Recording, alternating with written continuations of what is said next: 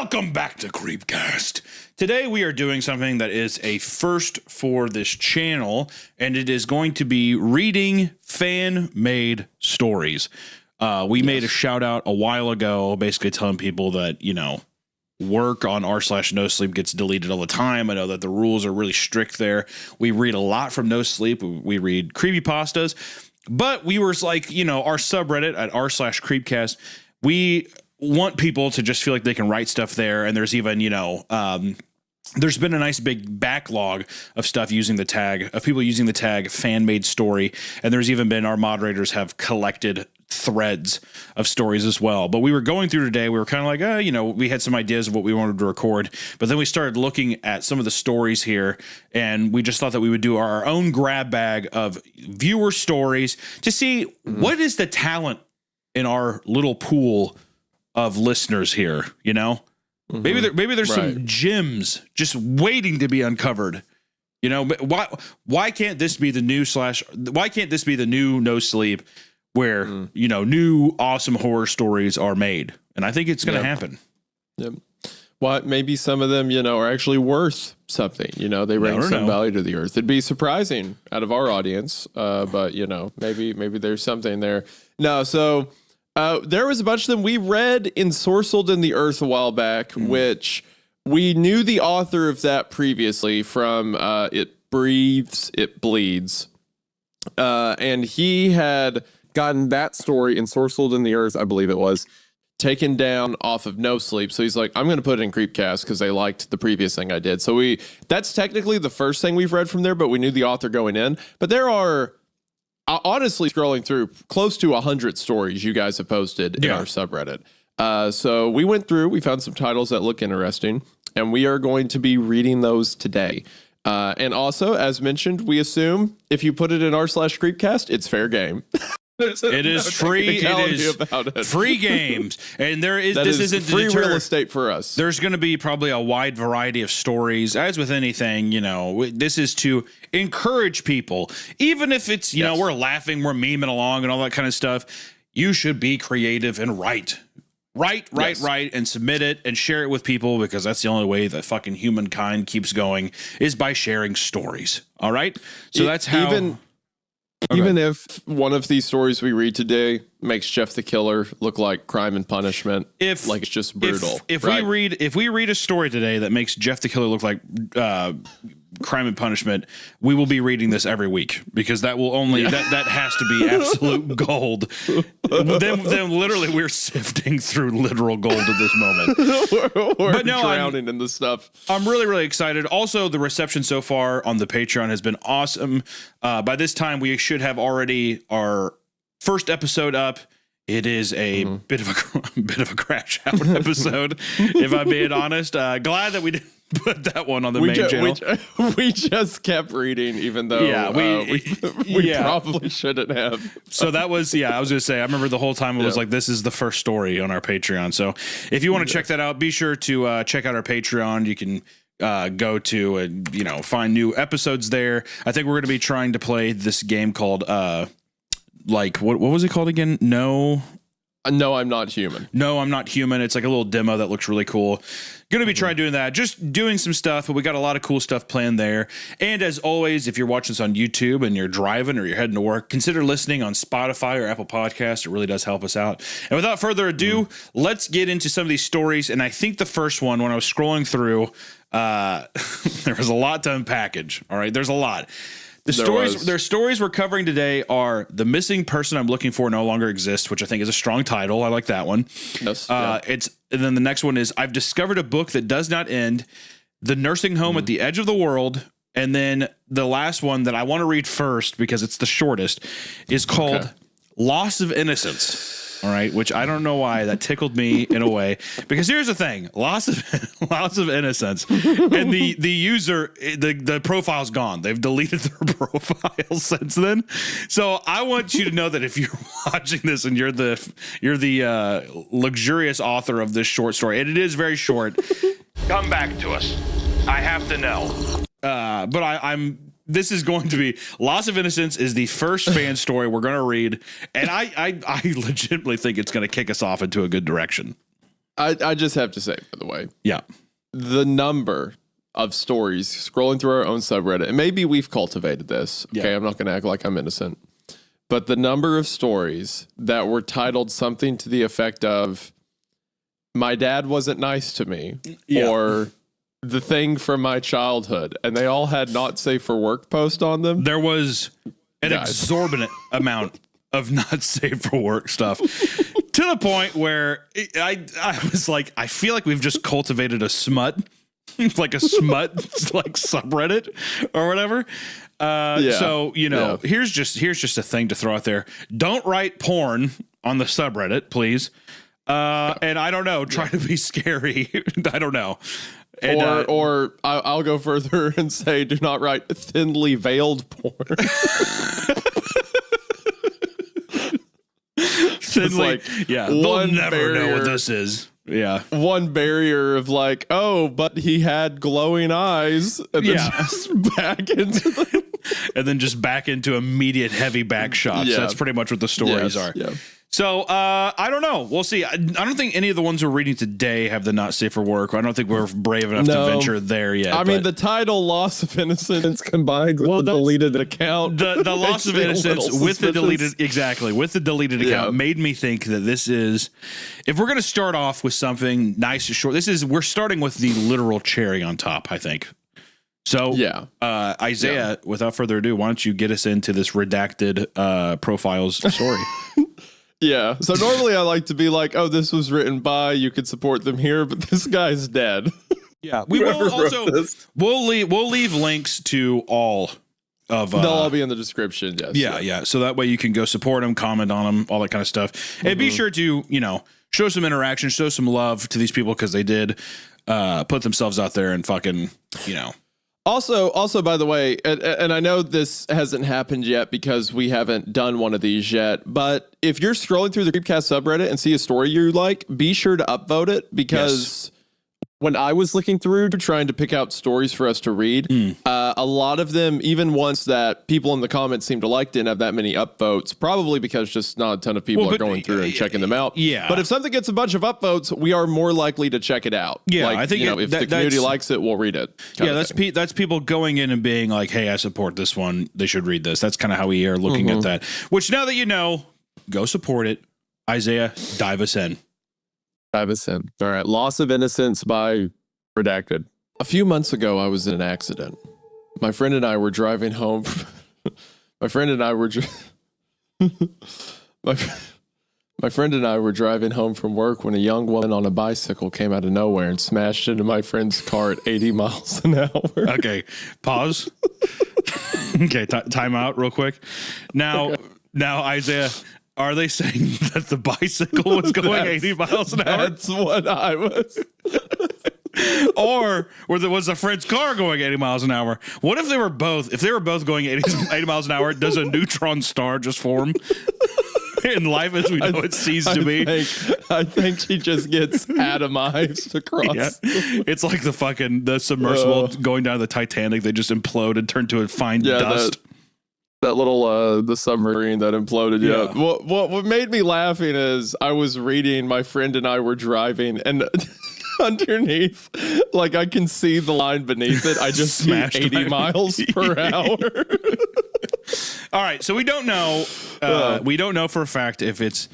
I'm going to assume the young woman on the bicycle was going 80 miles an hour. All right, Tour de France, downhill, Lance Armstrong. Okay. Let's go. 80 miles an hour on a bicycle is like light speed. Yes. And that's what she was doing. Free falling down a cliff. Okay. She had a beautiful summer dress flowing. She was perfectly up straight. She wasn't even like in a speed pose. She was perfectly up straight. Legs outstretched. No, her legs weren't even on the pedals.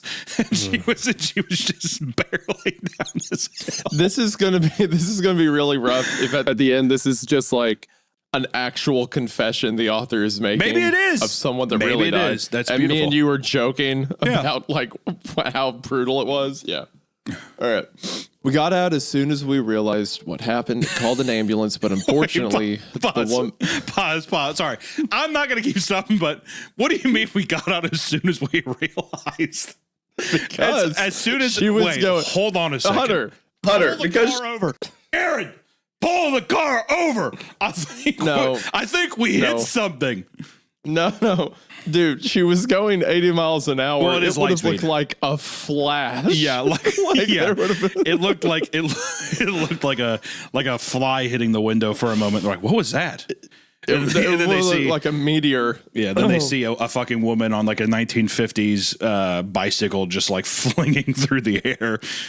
All right, sorry. That's the last time I'm going to stop it. Okay. All right. The woman died choking on her own blood at the scene. The investigators analyzed the scene and cleared my friend of any wrongdoing and ruled it a freak accident. My friend wouldn't listen to reason, though. His guilt consumed him entirely ever since. I understood how he felt to an extent, but I couldn't help him accept that it wasn't his fault. He was utterly destroyed by what had happened and felt that he would never be able to be forgiven for what he had done. Over the next few weeks, he got worse and worse. He would often talk about wanting to travel back in time, so he would have never been driving the car that day. Try to convince him that he needed to seek professional help because he needs to accept that it wasn't his fault. He wouldn't listen though, and over the coming weeks, he came to work less and less, and whenever he did come, he looked awful, like he wasn't sleeping. The last time I saw him at work, he told me he wished he never grew up because humans are bound to harm others no matter how hard they try not to as adults. What are you talking about? What are you talking about? I wish I was never fucking born. I wish I was never born because adults are they always harm each other. So fuck, I'm a ticking time bomb, Jared. I'm a fucking ticking time bomb. You should kill yourself, Jared, because you're going to hurt someone too. That's what's going to happen is Jared. There's no names in this story. I'm just saying Jared, but Hunter, a woman lost her life. Choking on her own blood, not from being choking on her own blood. Not from blunt force trauma, from being struck by a car while she was going 80 miles an hour on a bike. She somehow landed, the pool of blood collected in her mouth, and she was like,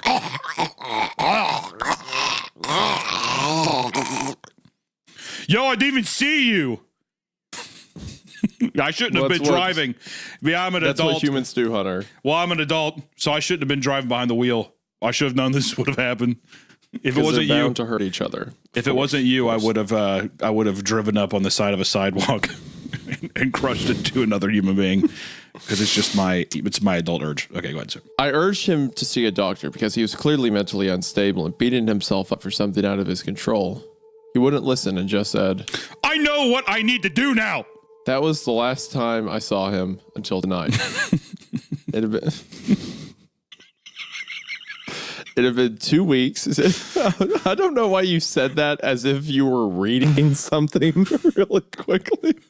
Like you said that the way people that can't read well read. I'll reread it. No, the way you went, I know what I need to do now. I know what I need to do now. I know what I need to do now. There you go. No, I like the first one better. That was the last time I saw him until tonight. Yes, until tonight. It had been 2 weeks since that day at work. He hasn't come in again, and our manager told me he had to let him go for good this time. I understood. After my shift, I went over to my friend's place to check up on him. The lights were on, and I could hear the TV on, so I knew he was here. I knocked and called out, but there was no answer. I twisted the handle. Luckily, or unluckily, the door was unlocked. I stepped into his apartment, which was lit up only by the TV playing kids' cartoons in the living room, and a dim light coming from his bedroom door, which was slightly cracked at the end of the hall. Is he going to be a giant fucking baby? He's going to be a giant fucking baby. That would be something a viewer of this show would write. Because last time we saw a man become a baby, we enjoyed it a lot. Well, exactly. Well, I'm just saying he's putting emphasis on like, oh, that's why I wish I was never an adult. And then be like, I know what I have. Also, they never just said what his job is, so I like to think that he's a deep sea diver. So they're like on a boat, and he's like, I know what I have to do. And he hasn't seen him. And he goes to his house, and there's just like SpongeBob playing on the TV. Okay, sorry, go ahead. Why a deep sea diver? Because I don't know. I mean, like, at first I was thinking a pizza shop, but I think that's just because he was driving. You know, so I'm like, oh, he's like a pizza delivery driver is what I was thinking. But then I was like, well, it could be nothing. And then I was like going around, I'm like, it'd be really funny if his job was like super eccentric for no reason. Because it's like, it doesn't make a difference. But now I got in my head too much about it. And now I think that he's a deep sea diver. All right. So, yeah. That makes perfect sense to me, I guess. Okay, good. I called out again, no answer. I looked around closer at the apartment. It was disgusting. Cans of baby food. Oh, Hunter. Oh, goddamn, dude. You might be right. Cans of baby food littered the floor, and rags covered in shit and piss were lying in the narrow hallway. The smell was horrible and made me gag. I heard some movement from my friend's bedroom. I called out again and heard a strange moan answer. As I got closer to his bedroom, the smell got stronger and more vile. I announced I was coming in before gently pushing the door open. What I seen in his room still haunts me. My friend was on all fours, wearing nothing but a shit-filled rag that was damp and leaking. His head shaved all over, except for a small patch of wispy hair like a newborn's on the top of his head. On the floor, his teeth lay in a small scattered pile surrounded by dried up blood. When he saw me and looked into my eyes and began crying a deep and horrible cry like an overgrown baby, his mouth dripped blood from his bloody gums. I could barely process what I was seeing. I couldn't help but back away out of fear, but this seemed to anger him. He began crawling towards me clumsily but with surprising speed. I turned to run out as he grabbed my leg as I fled, making me trip and slam to the floor. I frantically crawled away, but he was on top of me. He flipped me over on my back and wrapped his strong hands around my throat. As he choked me, I stared deeply in his eyes and saw nothing over the pain and a desperate desire to be forgiven. Instead of fighting him, I gently touched his face, gave him a look to communicate that I forgave him and just wanted to help. He seemed to understand and let go of my neck.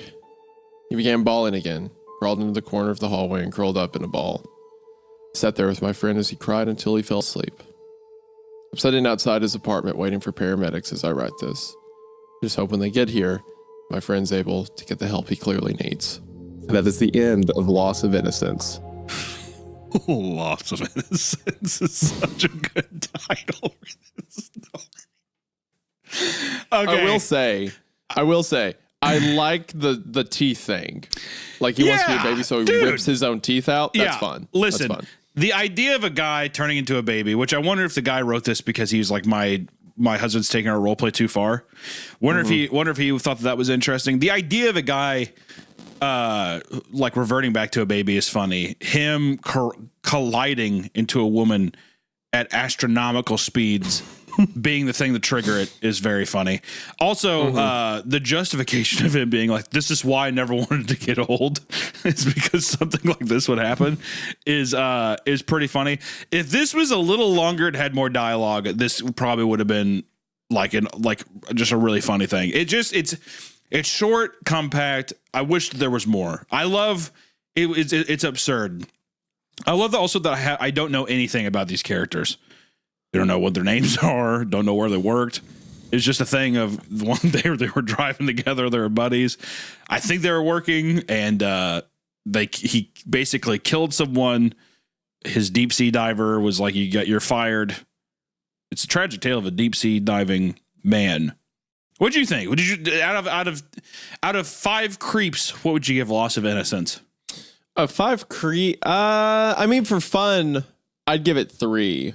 I mean, if we're talking about the horror, 1 would be nothing. So I would say 2, because I do like the idea of like a grown man that's just like wearing these diapers and rags and smells disgusting and he's ripping his own teeth out. That's a fun visual. Why do you think why do you think the baby version I think it was way too short for the concept, and that's why it kind of comes off as comedic, because what otherwise could have been like long and like mental deterioration was just adults hurt people. I can't be an adult. So he goes and does that. So, I feel like the shortness plays against it a lot, but it is a fun concept. This could have been 700 pages long, Isaiah. It could have been as long as Infinite Jest.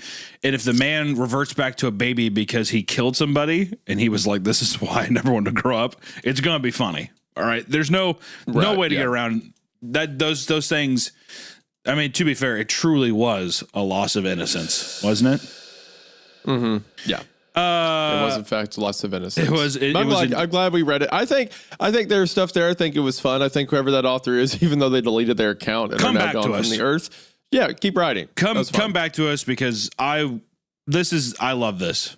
Wait! This episode is sponsored by Ridge Wallet! When's the last time you updated your wallet? Does it have holes, rips, and gives you back pain? You don't want to hear this, but it's time to move on. And with Ridge, you can choose from over 50 colors and styles from aluminum, titanium, and carbon fiber. Their modern sleek design holds up to 12 cards, plus cash, and has a lifetime warranty, so it's quite literally the last wallet you'll ever need to buy. Plus, you can ditch the fear and anxiety of losing your wallet because of Ridge's AirTag attachment. You will always know exactly where your wallet is, giving you safety and security. For a limited time, our listeners get 10% off at Ridge by using code CREEPCAST at checkout. Just head to ridge.com and use code CREEPCAST and you're all set. After your purchase, they will ask you where you heard about them. Please support our show and tell them we sent you. Thank you so much to Ridge for sponsoring the show. Now let's get back to the story. There's a couple questions I had. One, it seems like the baby knew that the guy was coming in there, right? Because he was sitting there and he was like, where's the deal at? I called out, I called it again and heard a strange moan answer, which made me think of the peanut butter baby. is what I was thinking. So he's sitting there and he's like, hey, Carl, are you there? He's like, in the other room. So it's like he knew that he was coming in. So I'm wondering what I'm wondering is why the hell did he strangle this son of a bitch? He gave him a peanut butter baby answer. And I'm like, and he's still mad. What the fuck is up with that? Or is it because the baby choked him? No, that's what I'm saying. The baby gave him the peanut butter baby answer with the strange bone. Right? Carl, are you here? So he knows he's there. So to me, I'm like, is it just the pure loss of innocence that's what made this baby? Would the baby have killed anyone? I guess is the answer I'm wanting to know. If anyone would have walked through that door. Maybe, I don't know. Again, the story's so short, it doesn't really Isaiah, humor me with speculation. Yes, the baby would have killed anyone who came through the door. All right. Okay, well then would you say that his strange moan was that of the peanut butter baby? Sure. Well, there you go. My questions, I guess, have been answered. Can we go to the next story? Moving on. Cool. That was Loss of Innocence by Redacted. Please come back to us, Redacted. Peanut butter baby, a deep sea diver turning into the peanut butter baby is pretty funny, and I like that. Also, too, naming your story "Loss of Innocence" is awesome, really funny. I'm gonna get that tattooed on my chest. All right, next story we're doing is the missing person I'm looking for no longer exists. I actually think that's a really sick title.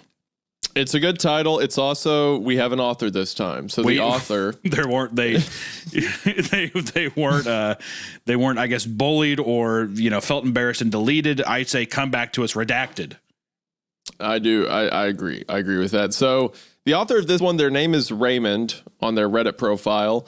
And their username is Consequence Level 7877.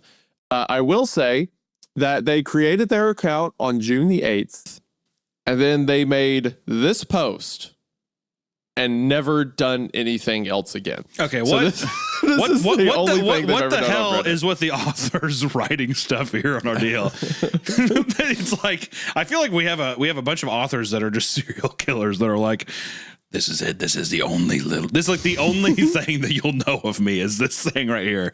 I don't want to be known. Yes. This is my pen name. Their Reddit account's cute though. They have like a little guinea pig thing. So maybe they're not a serial killer. Who knows? But this is the only thing they've ever posted. So I guess this will determine everything about them. This is our only understanding of them as a person. So consequence level 7877. Hopefully you had no loss of innocence, and hopefully the story is good. Isaiah, let's run it.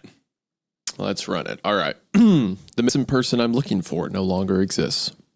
I'm an investigator working on a contract-to-contract basis in the Pacific Northwest of the United States. Around 4 months ago, a string of house fires sprang up across Oregon. Initially, I had no involvement in the investigations revolving around these fires. I had kept up with information about them to have on file for future contracts. Otherwise, all I knew up until a few weeks ago was that there were rumors of a serial arsonist because the points of origin of the fires were fairly unusual. 3 weeks ago, however, I was contacted by both the local police department and a private client to participate in the investigation of a missing persons case. Now, usually, I would not post information about a client publicly, but due to the nature of what I am about to explain, I don't think it matters at this point. The missing person in question is a 29-year-old female named Millie. From the documentation and summaries given to me by my client and the police, she was born and raised in Oregon, has an interest in classics, works for a number of historical education foundations, and is not someone who would be suspected of disappearing without warning. All this information was true and verifiable until yesterday morning. To be totally honest, I am completely lost on what to do. The situation goes beyond anything I've ever experienced in my life before, let alone as an investigator. The following is my recount of the events leading up to today.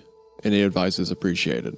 3 weeks back, when I first was contacted by my client, who is a close relation to Millie, I was told that she had not contacted any of her family in almost a month. This was apparently highly unusual for her.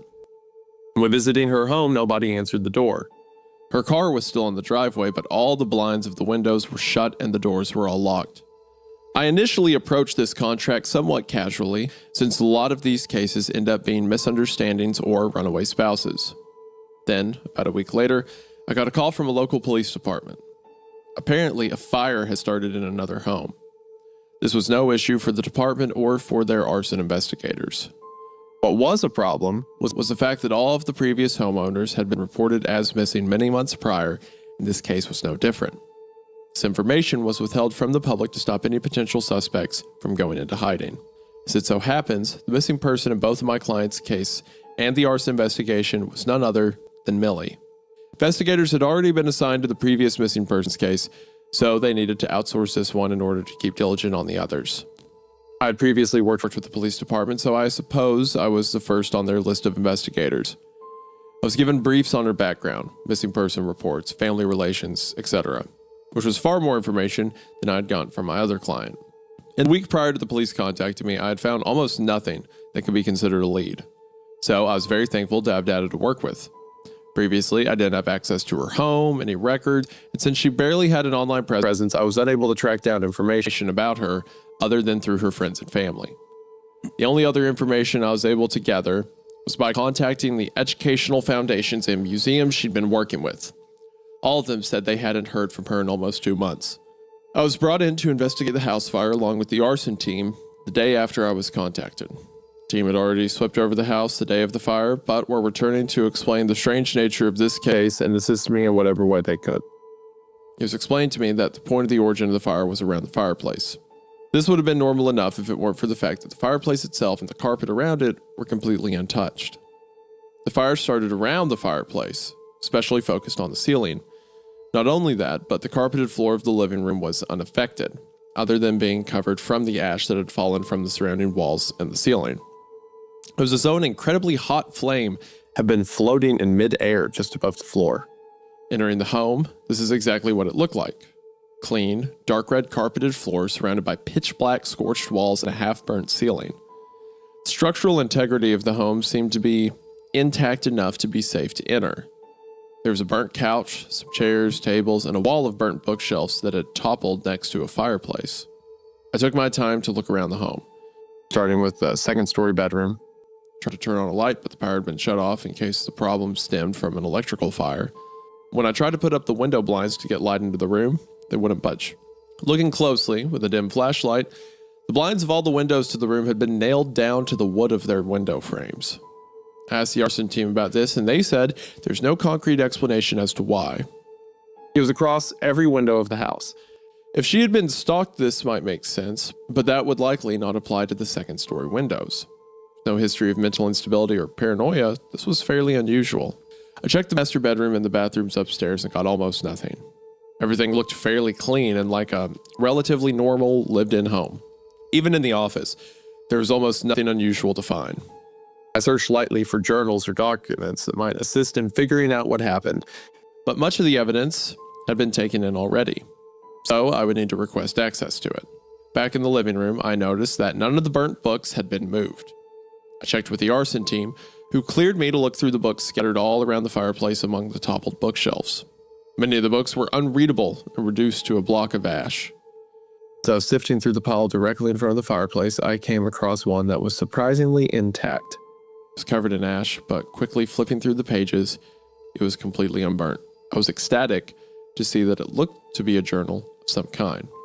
Usually I would turn this into evidence and request access to it after it had been gone over the core investigative team. My other client had put high urgency on finding Millie, so I instead decided I would do some work with it at home and then Turn it in as evidence the next time I came to Millie's property. so I could bypass the weeks it might take to get access to it. I'll summarize my room-to-room search by saying I found absolutely nothing else in that home that could lead to any potential avenues to explain her disappearance. The only thing out of place was the fire and the blinds being nailed shut. When asking, the department said her passport and more personal documents were all in a fireproof lockbox upstairs. Otherwise, all the potentially useful contents of her office were Really just historical papers and drawings of ancient Greek architecture and mythology. May seem like I am not being very thorough with this search for her, but I cannot stress enough how little information there was to go off of in trying to find her. She was a relatively private, family-oriented history buff who lived by working minor jobs with a large variety of non-profit historical foundations. I checked every source I could find. After getting home late, I set the notebook on my desk. On top of a clean towel, sat down to start reading it, with gloves on. It was dark outside, so I had to turn on the nearby lamp. Since I was going to be turning the book in, I was hoping to avoid any of my own potentially traceable DNA or fingerprints getting anywhere on the book. The front of the journal was a rough red fabric that, on top of being covered with ash, looked pretty tattered. At first glance, it looked like the bottom right corner, that parts of the hardback shell had been burnt like the other books. But feeling them, I realized they simply had been covered with bits of dark, smoky black ash that had worked its way in between the fibers of the cover. For one, if he brought this thing all the way back to his house, he's got so much DNA. There's no way. Yeah. There, he is 100% getting asked a bunch of questions by the police, no question. Yeah. Why would you remove that? It's my job. I wanted to know. I needed to also contact Hades, just as she had, and get sucked through the fireplace portal. The spine of the book had 15 indented black notches that looked like hash marks, equally spaced from top of the spine to the bottom. Opening it, some pages had stuck together from moisture and weathering, and needed to be carefully pulled apart. The paper was old and very coarse. Yellowing had spread over the corners of the inner hardcover.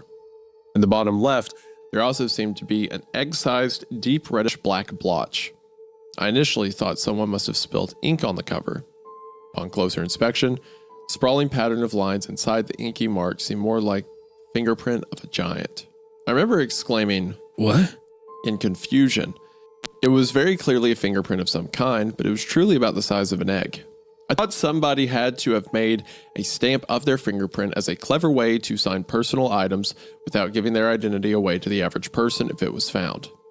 Unfortunately, Millie had no fingerprint on file, even with international travel, so I couldn't compare to see if it was hers. This piqued a sort of morbid curiosity in me.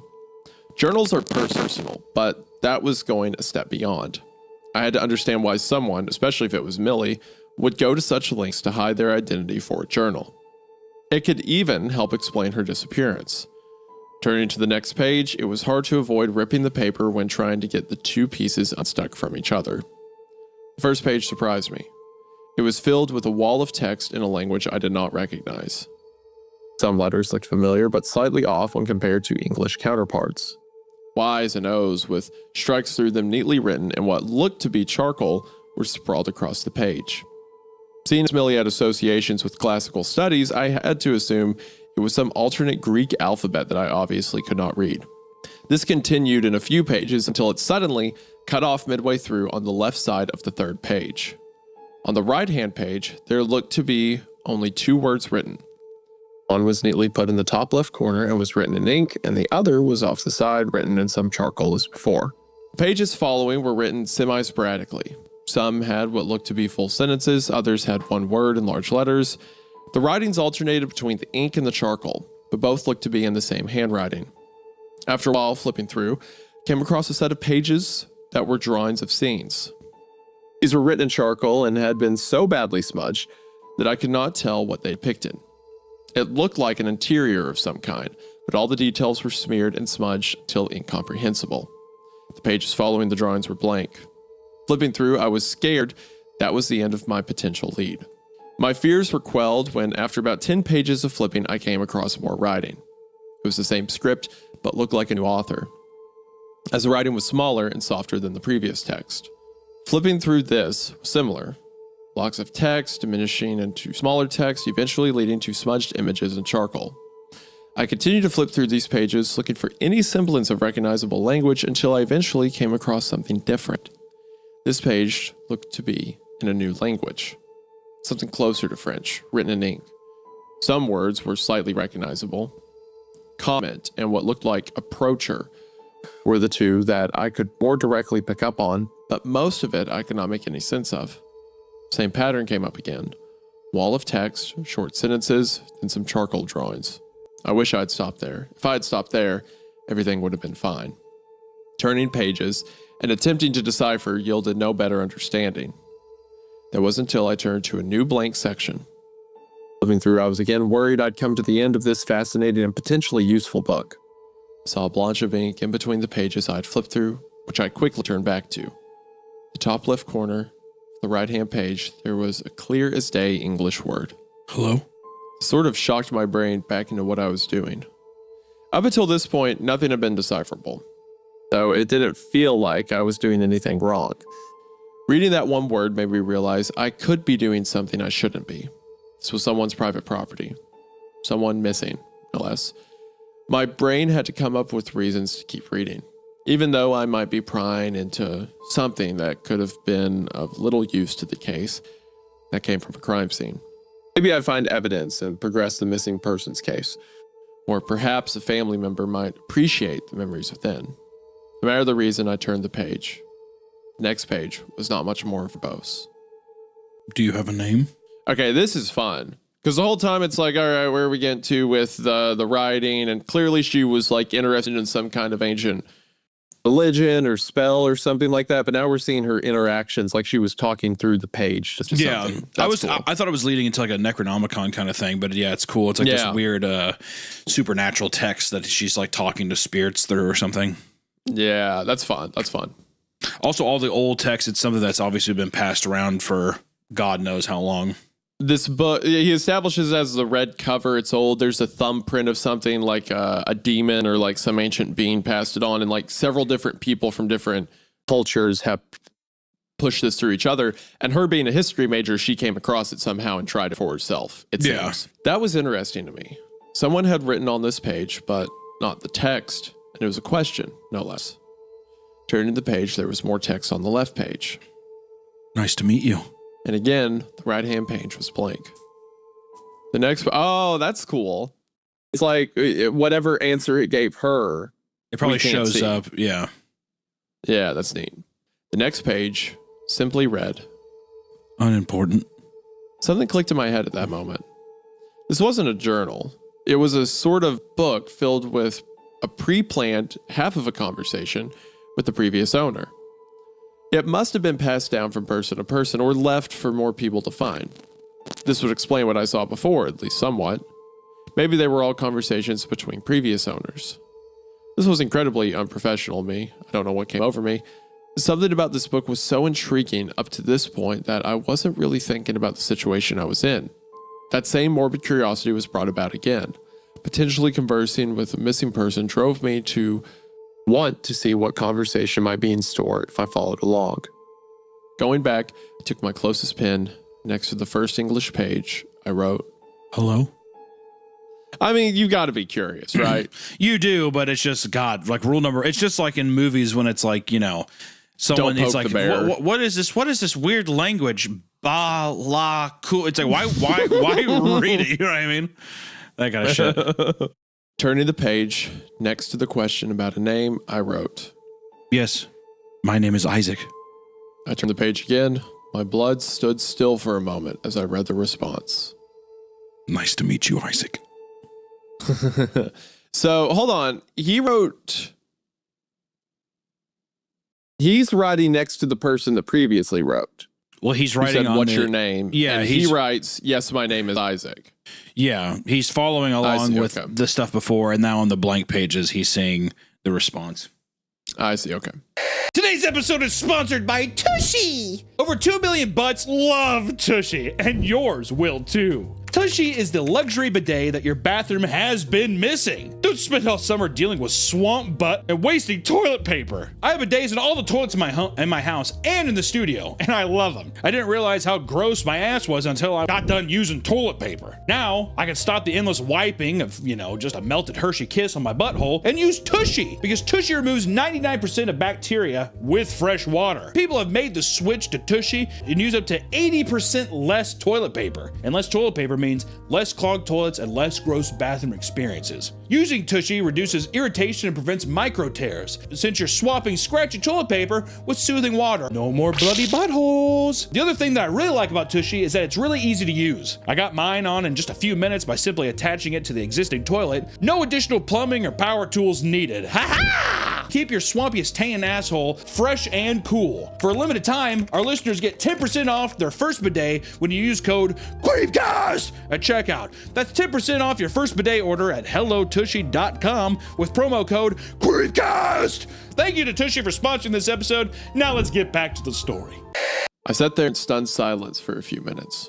Rereading the page, I tried to make sense of what had just happened. I tried to remember what I had read on that page previously. I would have definitely noticed if... It had said my name before, written there. But here it was, plain as day. I tried to explain it away as being me hastily reading over the pages, my heart pounding out of my chest. I wrote my own question. Do you have a name? Turning the page, I remembered what it had said before, which was still written there. Unimportant. So it knew what he was going to say. No, That wasn't the previous owner. I'm thinking that was the previous question she wrote as well, and it's been left there. Is what I believe it to be. Where she saw this thing, what's your name? Who are you? And then the thing probably just put unimportant. I see. Okay. Something about this made me slam the book shut. Even though I knew what was written there, even though I had just read it moments ago, I still wrote a question. It had written the answer before I even knew I would ask. It felt like my own thoughts had been peered into in a personal and violating way. It took a few minutes to calm down, try to rationalize what was going on. Up until this point, I thought I'd been conversing with Millie. Even the handwriting looked comparable to notes I had seen written by her in her documentation. Nothing could explain what was happening, other than me misremembering what was written. This was a rabbit hole I did not want to go down anymore. After sitting for a few moments, I decided I should just Read on and stop being frightened of something that could be rationally explained. It had to be rationally explained. Isaac was already written there, and I'd missed it. In my hysteria, I had to have unconsciously responded to the answer I'd read on the next page. I opened the book again, flipped back to the page I left on. Oh, you idiot. Flipping forward to check the next page, did nothing to help my paranoia. Where are you? pushing past my anxiety, I wrote, Hello. Why is your name unimportant?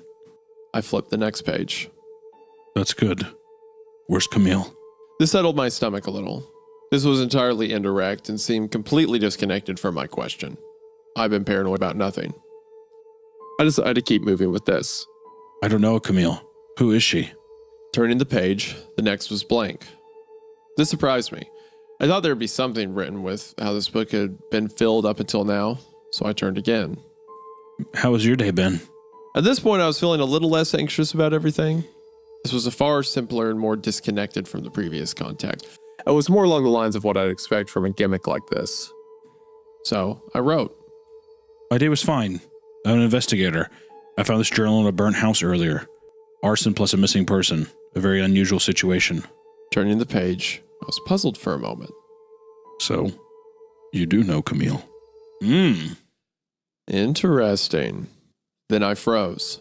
My heart started pounding again. This time, it was pounding so hard it began to hurt. The weight behind that name felt like someone was pouring cement over every inch of my body. On the next page, I wrote a question. Millie?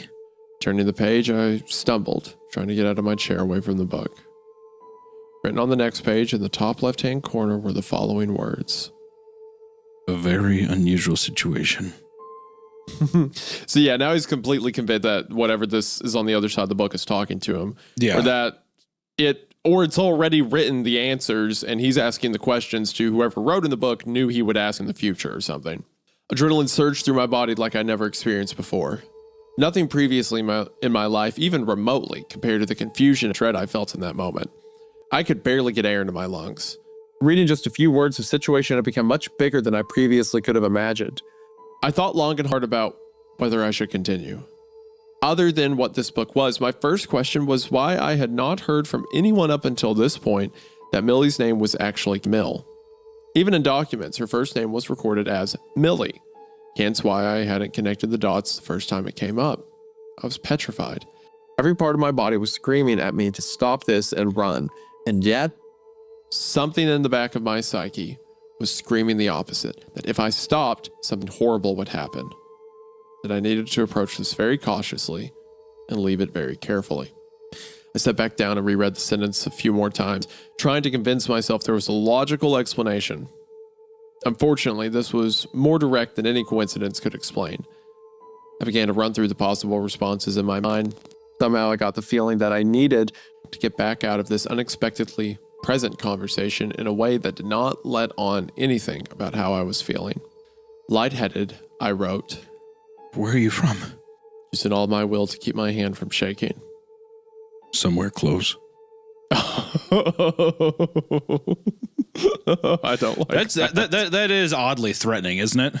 Yeah, somewhere close. Ooh. It's a funner way than just being like, I'm here with you. Because that feels too, like, Yeah. somewhere close just feels so oddly threatening. It's like, what do you mean by that? Do you mean somewhere close, like as opposed compared to Earth, or as compared to my bedroom? It's that just I'm in? vague. Yeah. It's just vague enough to be unsettling.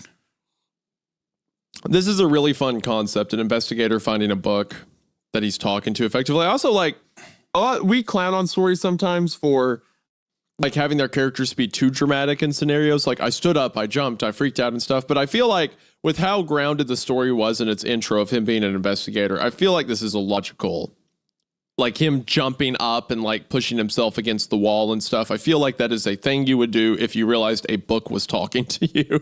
Well, there's a difference between overacting and simply acting. The story has prepped up this thing now to where the story feels, the character feels lived in, and then now we're getting to like get these visual representations of his like physical state along with his mental state. Because it's one thing to just be like, I was petrified, but then to have it be able to explain a character like getting up and pacing around a room, like you can hear his footsteps in your head as you're reading this. You know, those things add to the story and the like kind of bravado and the tension that's happening. You know, because you need to. It's also padding it like it is. It'd be different if it was back to back to back, all these different quotes, but these little descriptors give us a nice breather between them, and it's just building anticipation, which is really fun.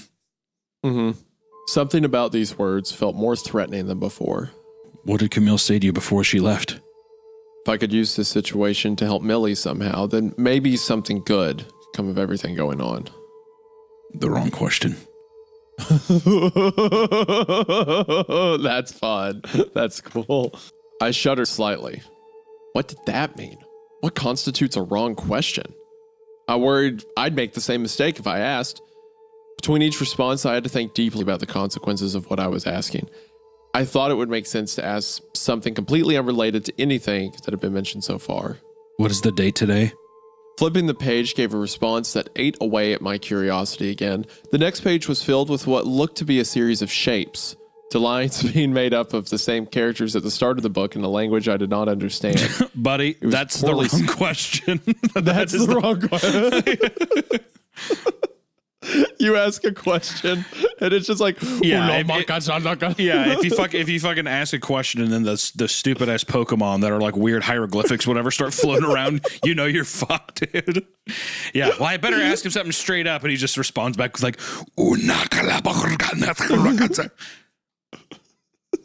that's such a funny way to describe like non-Euclidean geometry. Like, oh no, the Pokemon again. You know what? You know which Pokemon I'm talking about? What the fuck were those called? Oregon? Is that what you're talking about? One that's like made up of shapes, the digital one. I thought you were just referring to like the demon was drawing in like ununderstood hieroglyphics and like geometry, and you're like, oh yeah, the Pokemon. No. It's this. Look here. I'm posting it in the. I'll send it to you on. I don't know Pokemon enough to know, but I remember when I was younger, these guys were in there. I'm saying these little motherfuckers. Oh, are those Pokemon? Yeah. The ones that are just shaped. I mean, we'll show a picture, but I don't know what you call those. I don't know what they're fucking called. They do kind of look like that, don't they? That's not a bad guess. Are they just called unknown? They might just be called unknown. Uh-oh, that's the wrong question. Bad decision, Mark. Oh. You ask what's the date and it starts, because it's not going by like the Gregorian calendar or the Julian calendar or whatever. It's just like pulling you straight back from time. It was poorly sketched in charcoal, and even if I could read the language, the characters were so smudged that it seemed unlikely to be legible. I don't understand whatever you wrote there. Could you write it in English? As long as I kept the conversation moving in a mundane direction, I figured I could end it after a while, as though I had enjoyed the chat and had to go. Turning the page, I was slightly confused by the answer. Where are you from? The question itself was fairly clear. The confusing part was that this response was in my handwriting. What? Weird. It's stealing his handwriting to be like, this is what you're supposed to ask. Is that what it's doing? I'm not sure. I decided to lie. Given whatever this was, any information about myself was definitely not in my best interest. I'm from Europe. What about you? Then I realized I had just effectively asked the same question from earlier. Seeing as asking these questions seemed to agitate it, my anxiety spiked immensely. Turning the page, my breath left my lungs. I know who you are. So earlier, he asked it, where are you from? And it said somewhere near.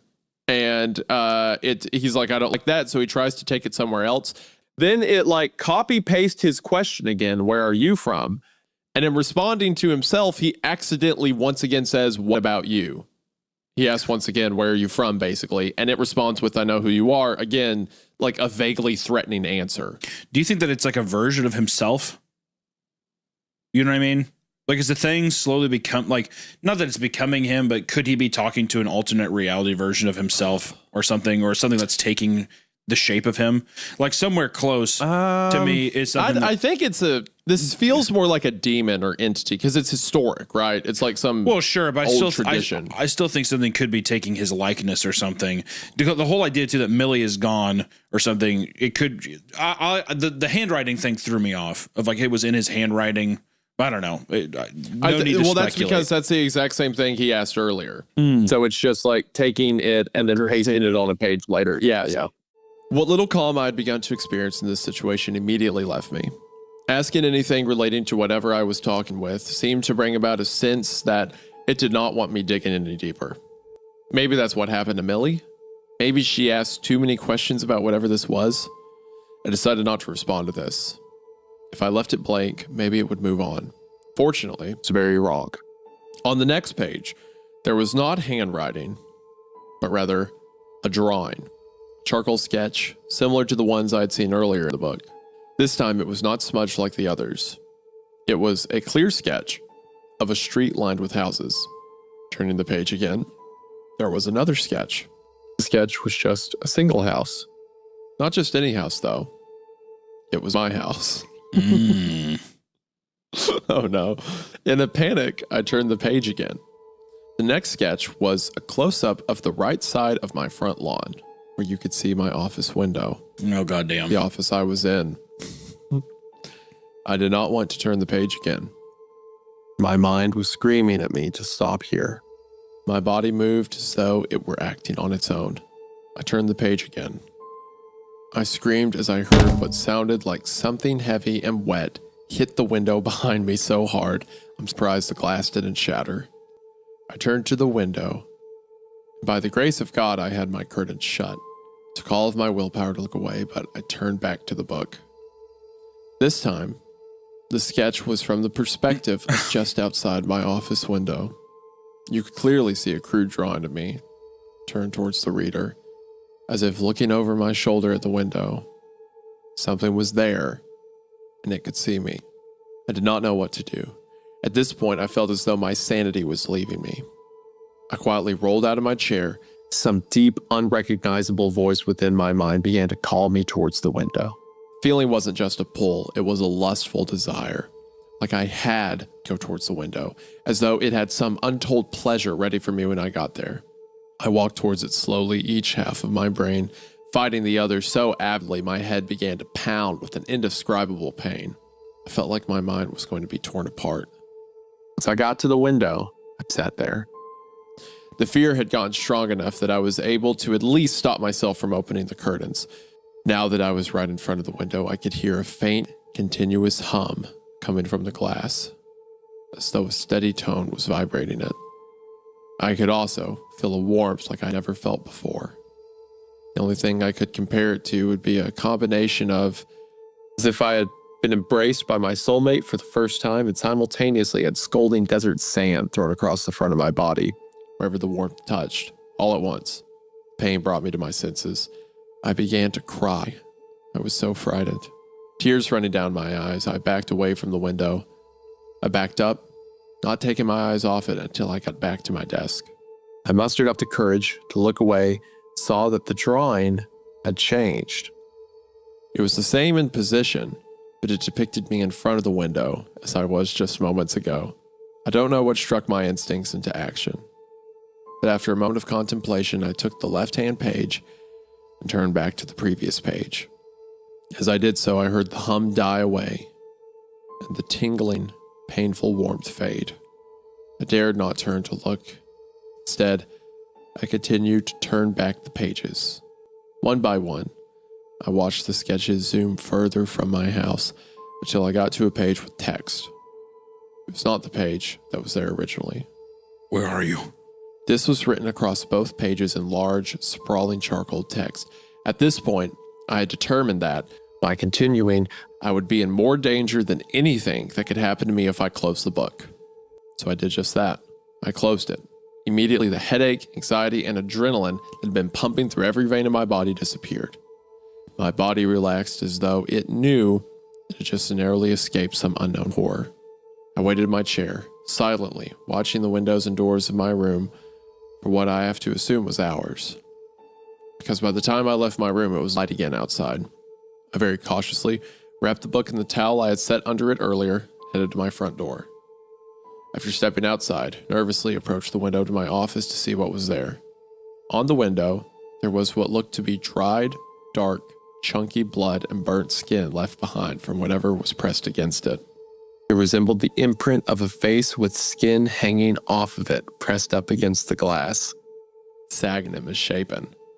Just thinking about what would have happened if I'd opened that window made me feel ill. I had a shovel in my car already, which is an unfortunate necessity in more unsavory missing persons cases. I drove for a very, very long time. Strangely, I encountered nothing strange the whole time. I drove from the town I was in to one of the deepest rural hikes I know in Oregon. I spent an hour digging a deep hole, my heart racing the entire time, and I buried the book there. Now, some of you might be wondering why I didn't just burn the book. I have a good reason. Under what circumstances had Millie gone missing? What string of events preceded her disappearance? A string of fires and a string of disappearances. I believe I'm not the first one to have this experience. I fear that if I try to burn the book, I will become another missing persons case. I instead successfully buried that book somewhere nobody will ever find it, and I do not plan on trying to remember where I chose. This wasn't already strange enough. Just yesterday, some new information came to light. I tried continuing to find Millie, despite all that had happened.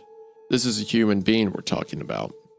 I tried to set the past few weeks without involving myself any further. I just couldn't sit knowing she could be alive somewhere, along with the rest of those people. So I decided to involve myself in the case again, even without the book, yesterday morning. When I called the police department, however, I was shocked to learn that nobody knew what I was talking about. There's no missing persons case. In fact, there were no missing person cases at all. I was told the fires had been in vacant houses and were determined to be electrical issues across the board. Even stranger still, I called the private client who was supposedly close family to Millie. They asked how I got their number, and even worse, Stated that their younger sister, Camille, had died at a very young age from an illness. they went as far as to hang up on me when I tried to ask further. I don't know what's going on. If anyone has any advice, I'll take it. I don't believe Millie died as a young girl, and I believe she and others might still be suffering somewhere out there. Something about the warmth keeps replaying in my dreams. The lust and pain I felt just being near whatever that thing was at the window can only lead me to wonder What horrible experiences. they might be going through right now. Like a twisted version of being drowned after following a siren's call. For now, though, I'm going to sleep. I'm done with journals, and I'm hoping I can put all of this behind me. Man, bravo. That was awesome. That was great. Wow. What a great story. First off, too, well, let's get into question time.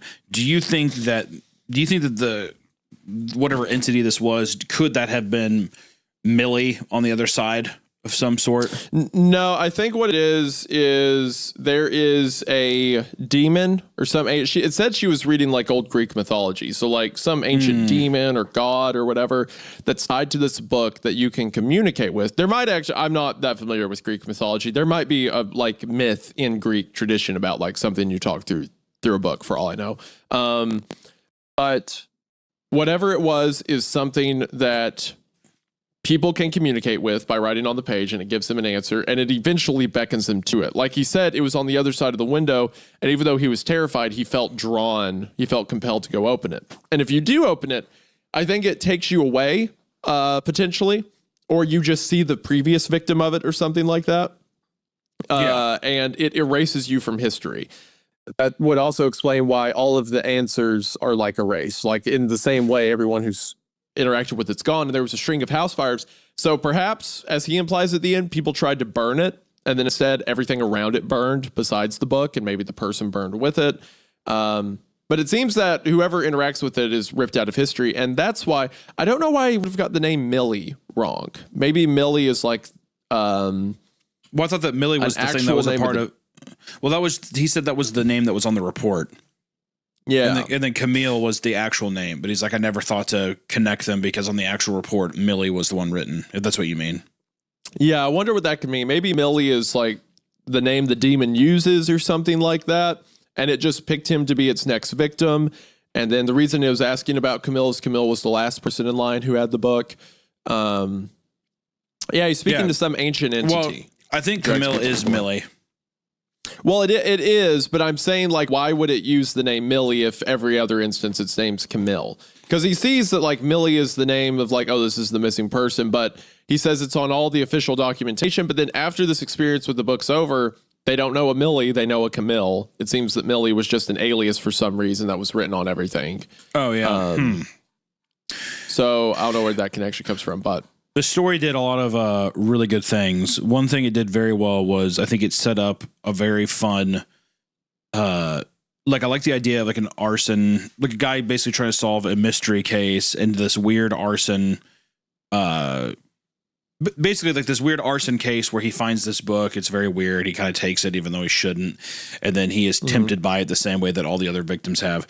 It also does a good job by like, because in movies, people do dumb things because that's conflict and you need conflict for story. If there is no conflict, there is no story. So that's why people do it. But I do think for like a Reddit post horror story where someone's like talking to us as if it's like an r/no sleep, it's fun that the guy rejects that like temptation at the end. Like it's a very satisfying thing for the character to be smart. But I think the most effective thing the story did was building anticipation in just so many great ways. Like pacing around, it really took its time with all of the things because it had a new fun way of like basically combining like that fucking book and Harry Potter mixed with like a Necronomicon. Like it kind of like had like, it's a new fun take on that, onto this like kind of stereotypical trope of like evil book with, you know, ancient text in it that summons an evil spirit of some kind. I think that it played with that really well, but also too, just like the subtlety of how it was, you know, it didn't go overboard on like, you know, cause the creature could have said something like, yeah, the creature, the thing could have like, you know, been saying all this horrible shit or like horrifying stuff, but it was all very subtle and simple. And that within itself somewhere nearby. And that did enough, it built that dread. And then the charcoal drawing was really fun too. Of like, you like see these sketches being made of someone outside your house and stuff. Just a lot of fun. Like I really, really enjoyed this one, man. And I think too, great length. Like it wasn't too short. It wasn't too long. Yeah. It was just this nice, solid story. And I lost a little of my innocence in it as well. So I think that's fantastic. Okay, I'm glad that you're still incorporating that title. Love Loss of Innocence. Love it. That was awesome, though. We'll be sure, like I said, we have all the stories in the description of this as well, but that was a fucking awesome story. That was very well done. Raymond, come back. That was your only post ever. Keep doing that. Keep writing, Raymond. We miss you. We need you. Consequence level 7877. The next story is by Only a Blur, and it's called I've Discovered a Book That Does Not End. 2 book stories. 2 book stories. I'll also say, so go ahead. Well, to be fair, we did not know that the missing person story was going to be primarily a book story, but here we are. Yes, that was convenient. So the author, Only a Blur, goes by Brandon, and they post in r/Creepcast a lot. We were their number 2 most listened to podcast last year. I don't know why we weren't number 1, but that's okay, I guess. A bit awkward. What's the first? But to counter that, the first is the official podcast with, you know, the gang. So, and number 3 was Red Thread, which was the show I was on. So yeah, I don't know why Creepcast and he's a big fan of yours then. It seems, yeah. So he bought our merch. He bought the last Creepcast drop, according to this picture of him. He posted in r/Creepcast a lot, so he seems to be a fan. And he also posts r/BoJack Horseman, so, you know, peak recognized. Very cool. Very cool of you. So it seems he started writing this previous year. So he started posting in r/Creepcast, and then after that, he started posting short stories. He's posted a couple to No Sleep and r/Horror Stories. One called The Regular at My Bar Won't Stop Coming In. And he also posted that one to Creepcast as well. That one seems to be doing well, but the one we're reading, I Discovered a Book That Does Not End. It seems he posted to No Sleep, and then it got taken off of No Sleep. So, classic No Sleep fashion. So we are going to be reading. So after that one got deleted from No Sleep, he then posted his stories over to r/Creepcast. And so now the story we're reading today was taken off of No Sleep, probably because it, you know, doesn't. It gives like the full name of a fictional character or something like that. So, but yes, posted by Brandon only a month ago. So it seems that he's got a thing for writing, getting into it. So hopefully, I love this is good, and we don't make too much fun of it, and you continue writing. I love it. Nice new author. Let's see what he has here, dude. Also, I want to say that I like the name of the title. It's a nice hook. So let's see if the hook has a little bit of bait on it for Daddy. Yeah, well, I didn't like the way that you worded that follow-up. I didn't like it. It was unpleasant after. I think calling fans of the show or referring to yourself as Daddy when talking to them seems a little. Okay, well, I meant that was a bit. I didn't mean to. That was a bit of an overstep. I'm sorry. Okay, well, as long as you know that. All right. I've Discovered a Book That Does Not End by Brandon, also known as Only a Blur. Most of my life, I have been considered a bookworm by the people around me in my life. Always loved reading ever since my 11th grade English teacher assigned us to read Blood Meridian by Cormac McCarthy. Okay. All right. Well, I feel like I'm... All right. I wonder if he's a fan of yours.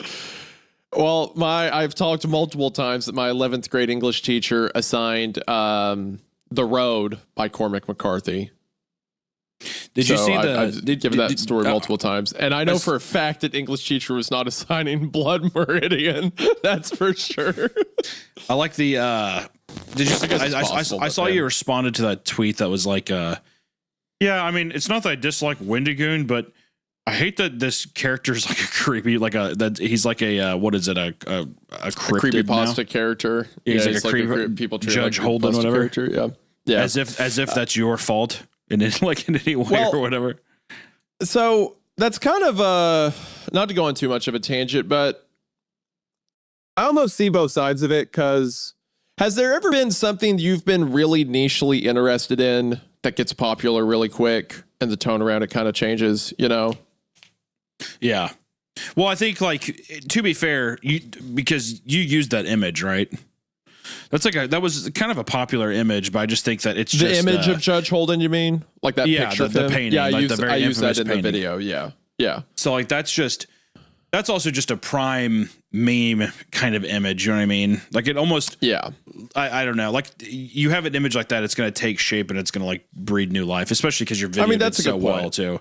So like it's less about even people understanding and more so that it's just a great simple image that you can like kind of repurpose, because it's not that it's too detailed. You can kind of like redraw it. You know, it's almost like fucking when, what is it, Pepe the Frog got taken over. Yeah. It just evolves and transforms into whatever the fuck people are going to run with it, you know? So yeah, and I think there's a balance with it, because like for Judge Holden's a good example. So a lot of people maybe seen that image before and stuff like that, but they hadn't, and maybe they heard of Blood Meridian, but they weren't familiar with the story. They weren't familiar with the concepts. And I read the book, really liked it, wanted to talk about it. So I talk about it, and I don't think I'm the sole reason that Blood Meridian got more popular online. I think Cormac McCarthy's death also led to a bunch of people checking it out and stuff like that. But I certainly was a piece in the puzzle of Blood Meridian gaining popularity. Or at least in online spaces. It was obviously a popular book beforehand. Just a lot of, younger audiences weren't familiar with it. Sure. And I think when that happened, a lot of people kind of started to perceive it the way they do other stories, like, oh, creepy character, heavy, intense moments, all the, kind of like dramatic, bloody moments from the book. And they started to kind of not dumb down, but summarize a lot of Judge Holden's actions as big, scary, evil man in the Old West, right? And versus because being a representation of greed and all that other kind of shit that's commenting on. When you read Blood Meridian, it's almost like Judge Holden is a spirit of sort. I mean, obviously he's real in the book, but the way it's described is you have this bloody gang of like headhunters. And there's this one figure in them that completely stands in contrast of everything else in the desert. Like there are all these, the book goes to great lengths to describe how hairy and like dirty the guys are, but he's pristine and hairless, towering above the rest of them. It's almost like having the Grim Reaper in camp with you. And a lot of the symbolism around him is drawn from like Lucifer and like figures of death and Greek mythology and stuff like that. So he's almost otherworldly. Like he's too terrible to exist. And when you distill that character down to creepy, scary man who, is like a pedophile or whatever, you lose a lot of the weight of what that character is. Yeah. And I understand that by me making the video, it became more popular. So people start to talk about it. That's frustrating, and that's fair criticism. But some people take that further and say that my presentation or the way I talked about Judge Holden was the dumbing it down, and I disagree with that. I think in a lot of my stuff, or like in that video, I talked at length about the stuff I just said about his, determination of being evil, but also like kind of the greater cultural context surrounding it. Like I saw one, not to just like get one guide, but I saw one person talking about my stuff, and it's like, well, I don't think Wendigoon did a good job talking about like how the story is a big piece about like the evils that were done to natives in, during this time in history. But I talk in my video that if Judge Holden is like this agent of death, or if he's the devil himself, then he has seated himself in the most violent place on earth, which is the headhunters of the early American West. And I think in that statement, like, I feel like in my video presentation, I did an honest effort at making Judge Holden, the personification of him, legitimate to the way he is in the book. And if people took that and dumbed it down, I understand the frustration, but also in the most careful way I can say this, it's not my fault that people, you know, took the character and then made it into sort of a meme or something like that. But at the same time, I understand being upset that because of my video, the character got dumbed down, if that makes sense. This has nothing to do with the video or the podcast or anything. I just thoughts have been in my head. I haven't had a place to talk about them yet. But no. I mean, I think that it's justifiable. Also, at the same time, you made a video about a subject you're passionate about. I think you did a good job covering it. The video also went stupid viral. And you're going to have people that saw that, who share that interest as well across the internet, and it gets filtered time and time again through these conversations to where there probably are people who use that image or imagery or do whatever and have no idea where it comes from. You know, that's just also meme culture. That's just the way that shit evolves and stuff like that. It is what it is. I do think though that like the descriptors of death, because every time that I saw the original painting of it, it always made me think of the Grim Reaper from a Seventh Seal. Yeah, he didn't. Yeah. Just that kind of like, you know, just the pale face kind of thing. But anyways, it's just prime also because it's perfect for that meme edit of like creepy, weird smile. It's kind of funny. Yeah. But it's also unsettling and odd, you know. It's simple and it's like lowbrow in its approach. It's a fucking awesome painting. It just rules. So yeah, I don't know. It is what it is. I just thought it was funny, you know, or I just thought it's always interesting the conversations people bring up and the discourse it causes. It's always it's interesting what people decide to I guess talk about, or you know, some people get I say upset, but who knows? I mean, it's over text, but it's just something where it's like who cares? I don't know. It just seems weird to me. I mean, like, I agree with you for the most part, you know, the who cares thing. But I also understand having, like, it honestly, after seeing, like, the judge get dumbed down to, you know, as the tweet said, creepypasta characters, that is frustrating. That does annoy me because I think he's so much more than the story. I think he represents so much more. Of course. But at the same time, I'm not going to stop covering stuff like that because, for one, I'm passionate about it. I enjoy stories and I enjoy when they're done well, talking about how they're done well. But also because I feel like one of the biggest issues that cause characters like that to be perceived in a dumbed down way is because we often just hand people dumbed down stories, right? Like, not just you two, but in, like, you know, the way kids are talked to in school, in high school and stuff like that. They're given the most milquetoast interpretation of things. They're not really encouraged to dig into art. One of the reasons I love stories so much is, as this guy referenced in the 11th grade, my English teacher taught us The Road, and he taught it with passion. And I heard that and I was like, wow, I want to learn more stories like that. So at the same time, when, you know, people take the judge and then they kind of dumb it down, we have this guy who started writing short stories after he read r/Creepcast. And he makes a reference to Blood Meridian in there, and now he's writing his own story. So for every negative way people interpret stories or take them and then spread them across their internet, there's other people who hear it, learn about it, and then are impressed to go about with their own things. So yeah, I don't regret making that video to any regard, because for any amount of damage it did, a bunch of people learned about Blood Meridian and they learned about the judge in earnest, and I think that's invaluable to teach people. To help show people about art and about what's out there. I don't think that there's any real damage to have. Also, to say who cares, that's a misrepresentation of that's not the correct thing to say. What I said, I think more so what I mean is it's unavoidable to try and to try and please everybody. You can't do it. You know what I mean? Yeah. And also, it would be different too if the video was Judge Holden the first was he the first SCP? That's something that's different. You know what I mean? Because then you're also completely lambasting the character.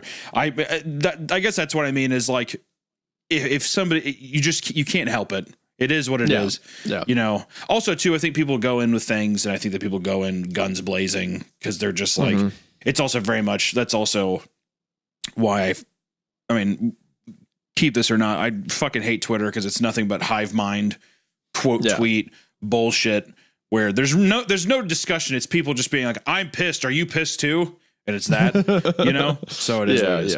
Anyways, I mean, we have a story. Yeah, we have a story. Sorry, I didn't mean to get so sidetracked with it, but you know. I think it's fascinating hearing it come from that person, because a lot of things that you do have a cultural online impact and stuff. And I do think that, like, you know, if there's one thing that's to be said, even with these fan made stories, is getting people excited about things and having interest in stuff. So much of what people decide to do with their time is be pissed off or demean shit, which I'm no better. You know, I definitely am a fucking little annoying rat when it comes to things, but all you can do is be excited about stuff and try to contribute back in some meaningful way. And that's like the best thing. Yeah. Most positive thing you can do with your time versus dwelling on why things are different or popular for some reason. You know, it's just like, if you just don't like something, move on. And if you love something, contribute to it and like try to be a part of the conversation. Yeah, that's well said. And I think like this guy here, this is really encouraging, because, you know, you tell 100 people about something, 50 people are going to take it the wrong way, 50 people take it the right way. I think it's worth telling 100 for the 50 that take it the right way, is my outlook. But like, we got this guy here, Only a Blur, Brandon. I scrolled through because I was trying to find, you know, what all he's written. He's had a Reddit account for years, and then he's never posted any stories he's written. And then he starts posting an r/creepcast, and then he writes 2 stories in the past couple months. To me, that is worth 100 people dumbing down a character, right? That maybe this one guy started listening to the podcast or listening to our channels and was like, I want to start telling stories. That's worth all the other junk that comes with it, right? That's encouraging. It's really cool to see. And then in the first part, there's what I assume to be kind of a reference towards myself. That means a lot. Makes me feel good. I'm glad, man. So anyway, with the story. Do you just want to start from the top? Yeah, I'll just start from the top. Most of my life, I've been considered a bookworm by the people around me in my life. I've always loved reading ever since my 11th grade English teacher assigned us to read Blood Meridian by Cormac McCarthy. That novel opened my eyes not only to how powerful stories are and their impact on human emotion, but also the depravity of human beings, their unrelenting nature. After an experience like that, I was hooked. I would search through bookstores, libraries, garage, and estate sales. Wherever there was a book to be found, I was at the foreground. Once I had exhausted all of those means to find new and exciting reads, I turned to the internet. I have a fascination with banned and lost books. Something about the mystery surrounding them excites me and makes me want to consume them. About 3 months ago, I came across a listing on some secondhand book website for a novel titled World's History from Beginning to End. This immediately piqued my interest because I noticed there was no author listed, which is not unusual when authors want to remain anonymous. What made it strange was that there was no publisher or identity of anybody that made this book. It was also very difficult to tell exactly what time period this book was from. The hardcover looked as if it was almost brand new, as it was just pulled off the printing press. The pages, on the other hand, looked like they were made of papyrus, which hasn't been used to make books in centuries. I figured I must have stumbled upon a piece of lost media that I could hopefully use to impress the other eccentrics I knew online. I messaged the lister immediately, asking if it was still available for sale. They responded about 10 minutes later with a location pin about 250 miles away from where I was. I asked if we could meet halfway, but they just sent the same pin. Knowing how these sellers usually are, they won't budge when they have a meeting place set in stone. Picking up the book was uneventful. Drove to the guy's place, parked right outside his modest middle-class home in the suburbs, sent him a message, letting him know I was there. He sent it back, saying the book was in the mailbox and I have to leave the money in there. Aside from feeling like I was buying weed in high school again, I didn't have any off feelings about the interaction. When I got home, it was nearly 11:30 at night, and I put the book on my nightstand, then fell asleep. Once I woke up the next morning, the first thing I did was crack that book open and begin reading. The novel was not as long as I had imagined for a full history of the world, only about 800 pages from looking at it. The first chapter opened up on a singularity and a vastless space of emptiness seeking growth. Over the next 50 pages, it discussed the beginning of our universe through the Big Bang. The second chapter was around 30 pages and talked about how organisms began to attach themselves to Earth, creating a multitude of different species. After a few more chapters, I learned about the dinosaurs, evolution of man, the Stone Ages, and evolution of tools, development in language, art, culture. Now I was about 600 pages in. We have not even broken into the first empires of the world. At the 10th chapter, and about 720 pages into the book, it finally began discussing the start of civilization in Mesopotamia. Once I read through that, I was nearly at the end of the novel with only an initial history of the world. I thought the book might be part of a series, but since I couldn't even find a trace of this book anywhere, I doubt I'd find others. The final page of the novel was on page 817, edited with the chapter talking about the rise of the Babylonian Empire. As I flipped the final page to see the back cover, I was surprised to see a new page, a new chapter title on it, Persian and Roman Empires. I was shocked that they would add just one page of another chapter at the end of the book, but I read it anyway.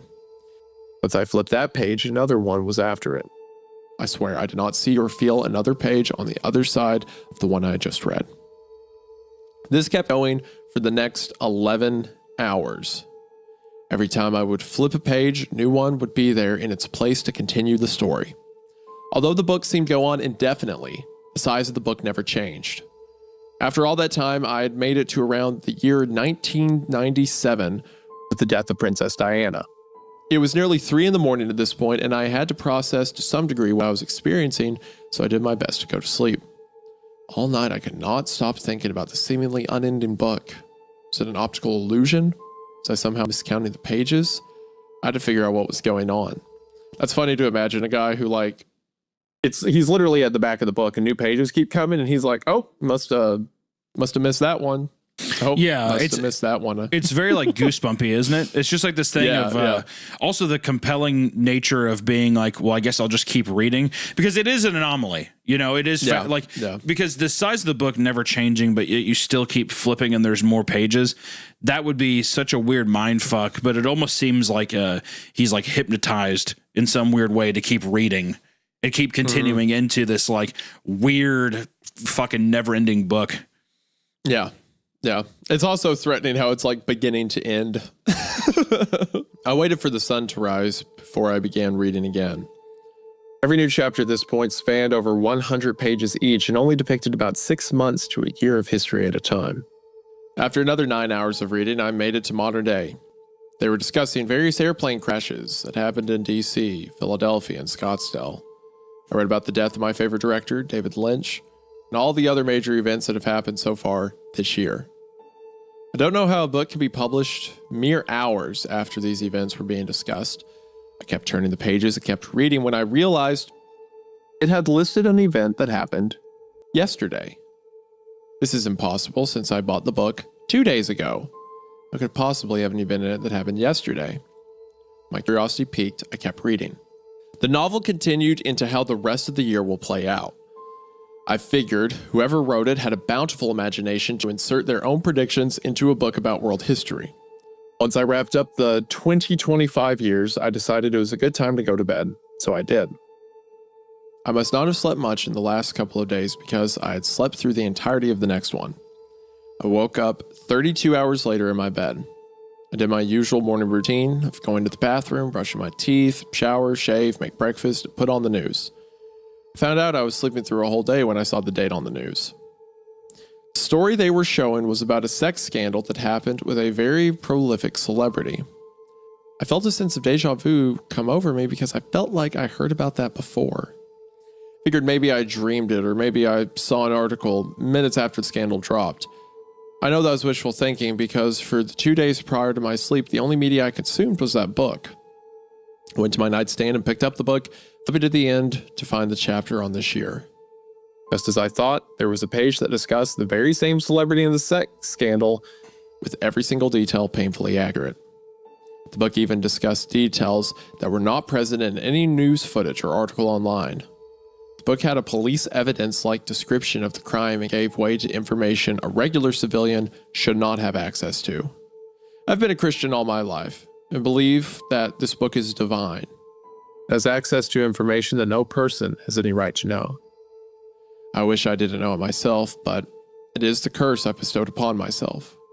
Whether this book is from God or the devil, I do not know, but I wish I had the willpower to stop myself from reading after I found its prophecy. Once I began reading, I also like that, because normally it'd be like, oh, this book's like evil or like this is some forbidden knowledge or whatever, but he's just like, I think this is divine. Like he's immediately, Yeah, it's a gift. he's not getting it away. Yeah, like I have to treasure this thing. It's beautiful. Yeah. Once I began reading for the rest of the decade, I became more and more frightened about what I was going to learn. In the year 2027, it said there would be an event that altered the course of human history. This was the popularization of easily accessible bioweapons in underground markets. Many private terrorist organizations, drug cartels, and even individual criminals hoarded as much as they could To either threaten or dispose of individuals or large groups of people. One of the first attacks used was on the White House. For the federal agents watching, this is a joke. I do not agree with the statements that are being made. One of the first attacks used was on the White House. A disgruntled voter had gained access to a lung cancer synthetic. The attacker mailed 30 small samples on different days in envelopes that would carry the disease airborne when opened. 6 months later, nearly half the White House staff, including the president, were either infected or had passed away from lung cancer. Other groups would have different tactics, like in 2029 when a domestic terrorist organization took a crop duster filled with a synthetic HIV virus and flew it over San Francisco as a homophobic attack. Or in 2032 when we see the largest death toll from any bioweapon ever made. Russia began experimenting with the new synthetic disease that would almost immediately kill the person affected by it. They call it Smertverku, and it was used to fill the heads of atomic missiles to eviscerate the remaining people who survived after bombs were dropped.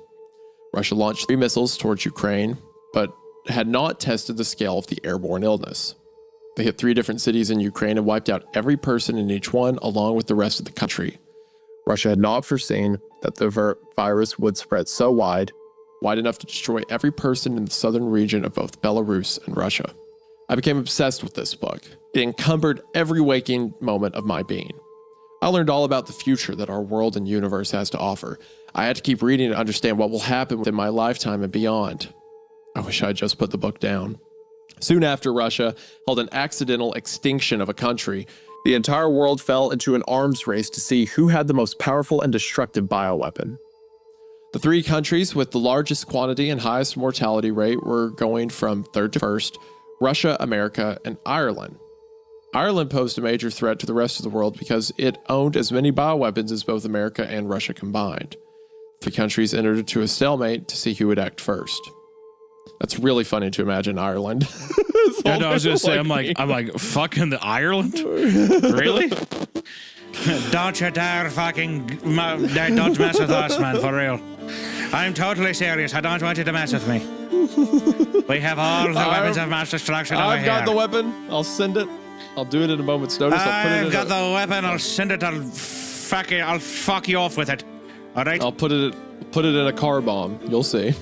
You see me right here. I'll tell you something right now. We have all of the bioweapons. I'll tell you that much. So fun to think Ireland would have that. You're darn tootin'. America were the ones to send the official declaration of war after a high-ranking official was assassinated by an individual who was a part of the Irish Radical Party. They dropped bombs filled with large amounts of radiation on top of Ireland's government bases. Little did they know that America's declaration would also be its end. The bombs were targeted at where the highest concentration of Ireland's bioweapons were to eliminate them from the arms race entirely. The outcome of that decision was a worldwide spread of almost every type of disease known to mankind. Even diseases that were thought to be extinct were brought into the light of day. The Black Plague, smallpox, and even guinea worm disease. Millions were killed upon the initial destruction, followed by nearly the rest of the human population within the next 12 hours. Months and years go by without anything eventful taking place, just small segments for each chapter discussing how the terrain of the world was changed and the various mutated creatures that rose because of it. After about 3 years worth of text, was there any event involving a human occurring? Roughly 10,000 people across the world had a bomb shelter built in their home for the purpose of a global disaster. These individuals were the first to come to the surface after years of no human involvement in their environment. Around 8,000 of these people died minutes after reaching the surface because the air still lingered with a multitude of plagues.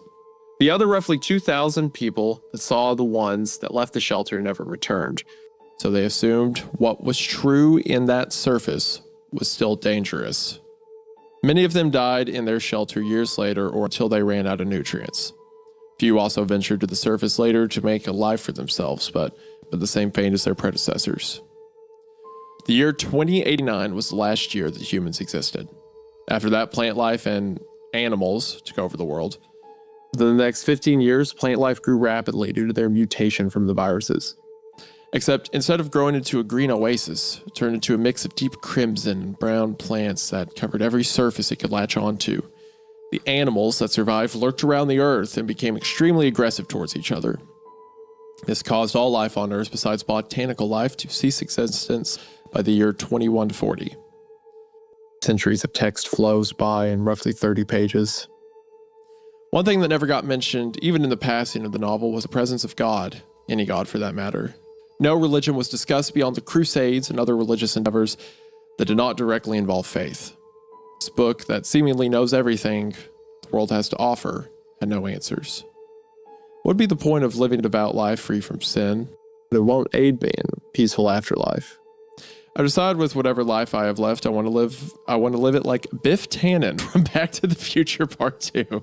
Wow. I do not want to think about any of the knowledge I have consumed beyond what will give me a financial or spiritual gain.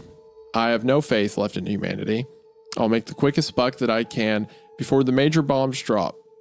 After that, I'll build the most comfortable bomb shelter with enough supplies and entertainment to last me through the end of days. This post is not a warning on what's to come. That much is inevitable. I simply cannot be the only person who carries the burden of knowing what I have learned. Well, there's the end of that story, and I'm sitting here with a fucking panic attack. Feels so real with the kind of stuff going on in the world right now. It feels so like I was just like, this all makes sense to me. This all seems to line up. Ireland getting the weapons. Ireland that's the most fabricated thing I've heard for sure. But still, it's one of those the idea of like nuclear fallout, just the kind of like a lot of like existential stuff coming in the end there. You know, a lot of stories could, you know, I feel like this could have also been a story where it goes the direction of like, Mom, read me a bedtime story. Okay. And she's reading the story and it gets more fucked up and she just like won't stop reading or something, you know? You could go so many different routes with that, but taking it into like that existential kind of, knowledge of all the world and stuff is pretty cool. And I like the idea too of, that was one thing I thought was kind of relatable at the beginning was you get into a book, you start collecting, you know, because I have a couple, like I like collecting old books and stuff too. And the idea too that you just stumble across this thing, it has no author, it's just kind of this like text. And you just kind of keep flipping, but it's like the morbid curiosity of having to know. And it, like Earth turns into like almost like a Fallout kind of fucking situation and all this kind of stuff. But I love the idea that the book doesn't get bigger. He just kind of keeps turning the page to the last page. The pages keep reading. Showing up. Yeah. You know? It's like a treadmill almost. Just keeps like cycling over. Also, it's a fun idea that at the end he's like, yeah, because earlier he said he was a Christian. Then he's like, this book that knows everything says nothing of God. So I guess there's no reason to live at all. So I'm going to make enough money to build a bomb shelter. And I guess I'll just live out my days in needless enjoyment because the world's coming to an end. So it's like this prophecy has changed him. That's fascinating. That was a fun story. That was a fun little like the earth is going to end this way. So here's what I'm doing because of it. Very short and sweet. I always get fucked up by like weird existential stuff like that to where like you're like I did not think I wanted to think about that today, you know, and that's what I feel like right now. I'm like really kind of bummed that I still have a lot of work I have to do, and I'm like, for what? Why even do it? It truly was a loss of innocence. The reason you do it is so you can build your bunker and put a bunch of Nintendo Wii games down there for the end of the world. If anybody comes across a neon sign that says loss of innocence, know that's my bunker and you're totally welcome to stay with me in the end of days. Naming a bunker loss of innocence. It's like, well, I'm not going in there. Yeah, exactly. Well, see, that's the ultimate distraction. And then that way you're like, oh no, that's actually super fucking cool. It's like, I'll just get the plague. That's fine. I'll just keep walking. The nursing home at the edge of the world. This looks like part 1. You said that part 2 got deleted, but we could at least read part 1.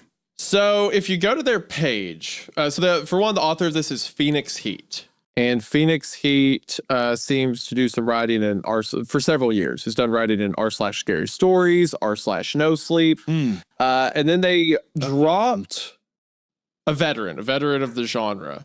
They posted part 1 and then said they've been sitting on this for a few weeks now. They posted it in No Sleep, didn't know what to do, so they're like, I'll throw it up in Creepcast. But then, for some reason, I don't know what happened. Okay, so they post that, and then they post part 2 on r/scary stories. And they posted r/2 on No Sleep, but it got taken. Wait.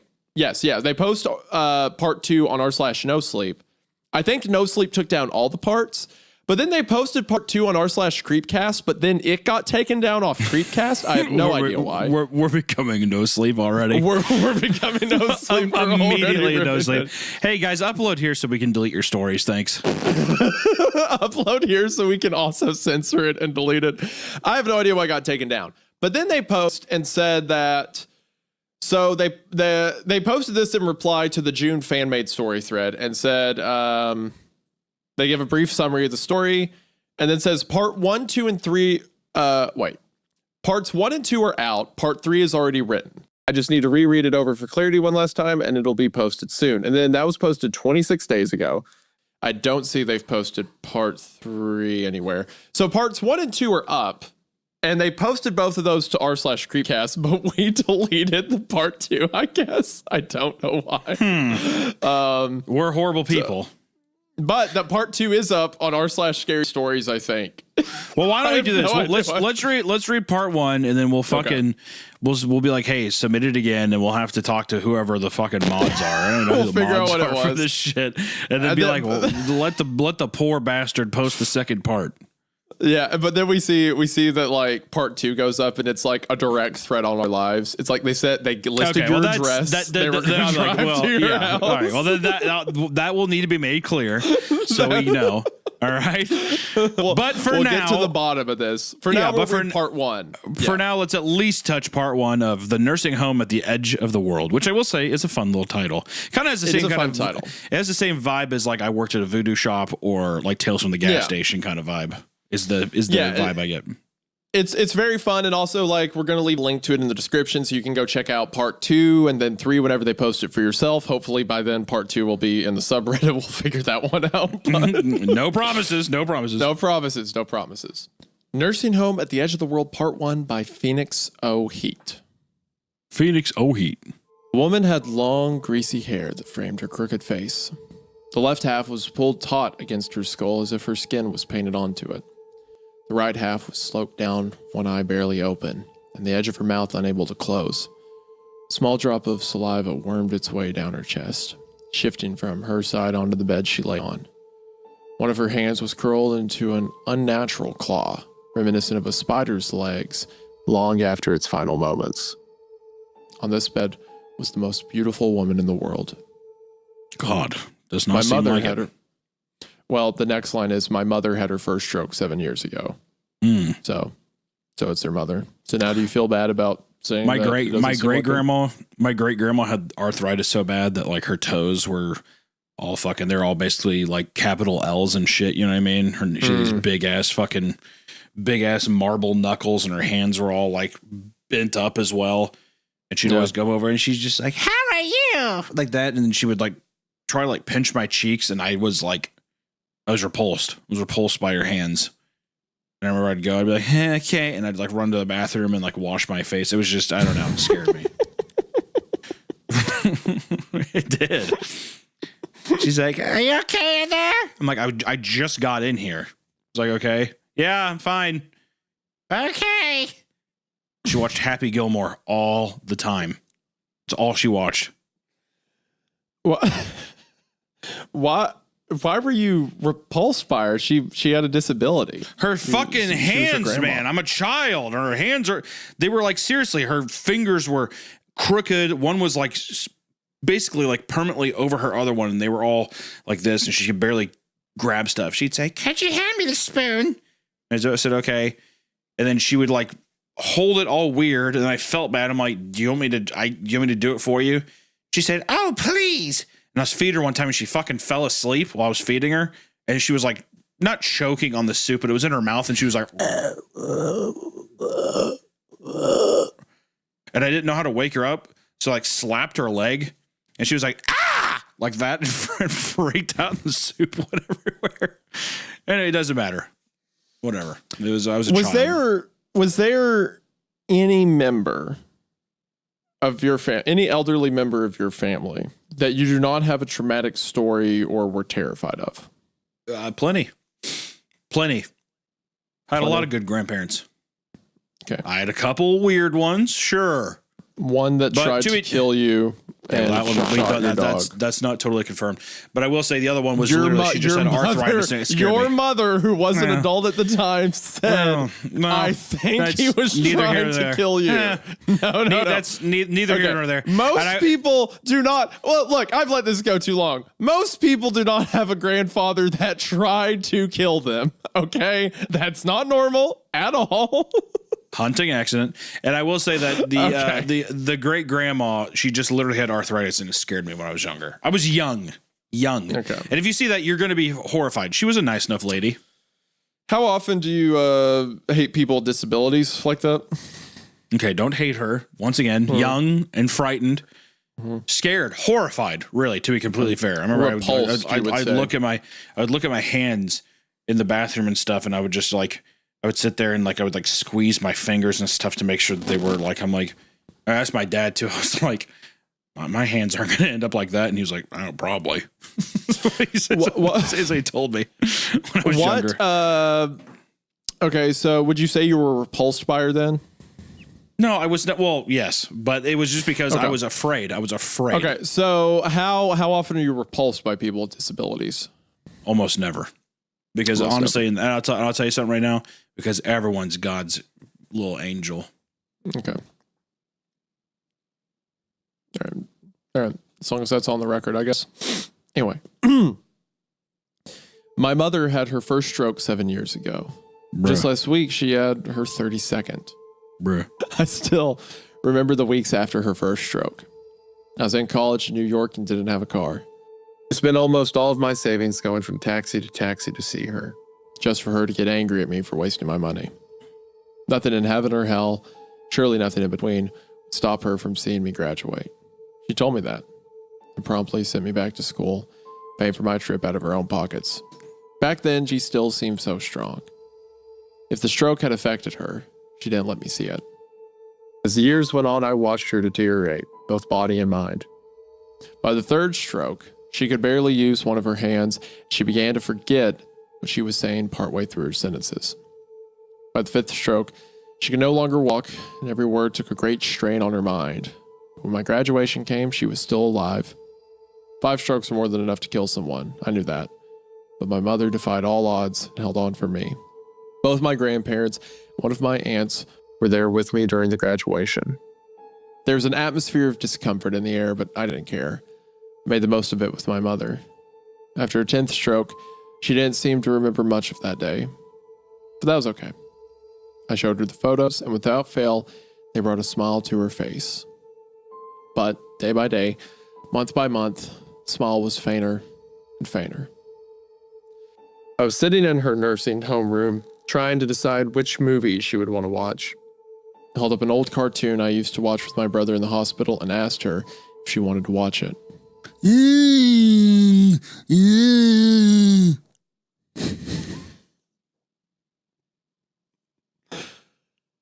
Her lips didn't move much, but she managed to grunt out a response.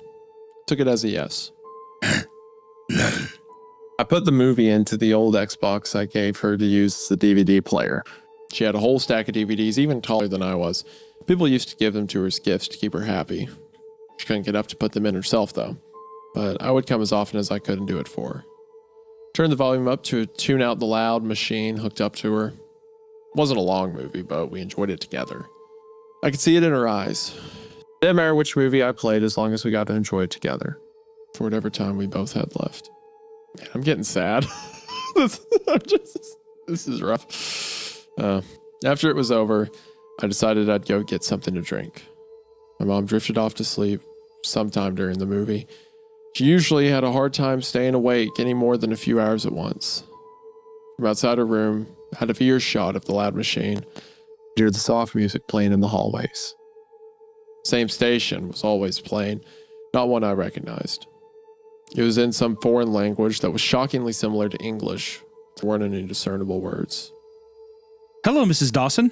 I said cheerfully to the old lady along my path. here. What a nice young man you are. Do you happen to work here? I'm looking for help. Her words were strong, despite her shaking body. Her skin was as pale as a ghost and thinner than paper. No, but you can go to your room, Mrs. Dawson, and I'll make sure help is there for you as soon as they can. They might have trouble finding you if you're walking around. You know that. I do? My room? She looked confused, so I held her shoulders gently as I could and pointed her down the hallway. If you go down this hallway, ma'am, turn left at the end, and the first room is yours. Room 211. Oh, I see. What a nice young man you are. Do you have family here? She made eye contact, but it felt more like looking at a clay sculpture than it did a person. There was little consciousness left behind her eyes. Yeah, I do. I responded with a smile. She nods and turns around to begin walking away, murmuring something about how nice I was. Nice young man. She was walking in the wrong direction, of course, but I was sure a nurse would find her later and help. I loved my talks with Mrs. Dawson. She was always so sweet. I wouldn't have helped either. I'm like, what the fuck? I did what I could. You know what I mean? So if you directed an old lady, here I go. Yeah, And well, she goes the opposite fucking direction. I'm like, she'll find it. She'll be all right. no, she won't. Yeah, she will. She'll going the find it. opposite direction. She's probably going for She a will quick not little find a quick little brisk walk, a little pep talk to herself to get back in the groove. How Stella got a groove back. That's how I'd say. And she's sitting there murmuring to herself. I'm like, all right, well, I did my best. I'm not going to mess with that old fucking beehive walking around, dude. The help shows up eventually, and it's like, why Well, does she keep well, walking? And Hunter's been like, I've been pointing her to the wrong wings on purpose. For He's gonna weeks. see her again, and her fucking. She's gonna have great calves, big calves. Strong Hunter, calves. if this was you, you would like point out the front door of the nursing home to the highway, Wait. and it's like it's right across the street, ma'am. Yeah. Just if start I was walking. if I was in a nursing home and some woman was like, "Hello, where am I going?" I would say, "Don't ever talk to me and don't touch me, you old fucking kook." Is what I'd say. And I say, "You touch me again, I'll knock your fucking lights out. You hear me, you old bitch?" And she'd say, "What? Oh my god!" And if I was, let's say I'm the old man in the situation, Right. I'd look at a guy, I'd grab him real tight by his wrist, real tight, and I'd say, "Kill me, kill me." Push me into the road, please. Throw me. Take me to my room. A guy would take me to my room, and I'd be like, put the bath, fill up the bath. He's like, okay, you want hot water? I'm like, scalding hot. And he'd fill it up. It's fucking steaming as hell in there. And I'd be like, put me in. He'd put me in, and then I would grab his hand, and I'd put his hand on my face, and I'd say, drown me. And I'd have him put his hand on my face until I was totally submerged. And I'm like, and then he'd be like, I can't. And I'd do it, pussy, kill me. Is what I'd do it. I'd want him to drown me. I'd want him to fucking drown me. Or I would say, give me those pills. I'd say, hey, give me those pills.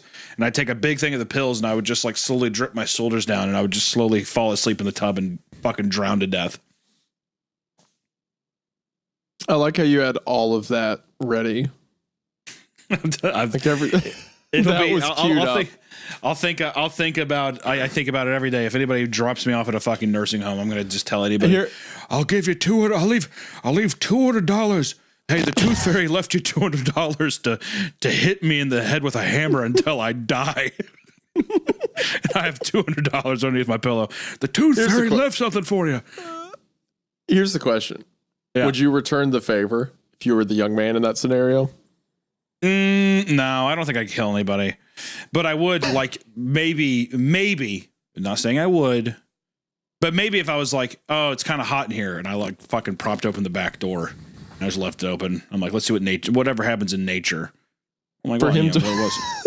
For the old geriatric man to wander outside. Oh, here I go. And I'd be like, well, I didn't see that. And I'd just walk off, and I'd be like, well, if he comes back raised by wolves and he's worth, staying alive. If not, then that's just what nature wanted, is what I would say.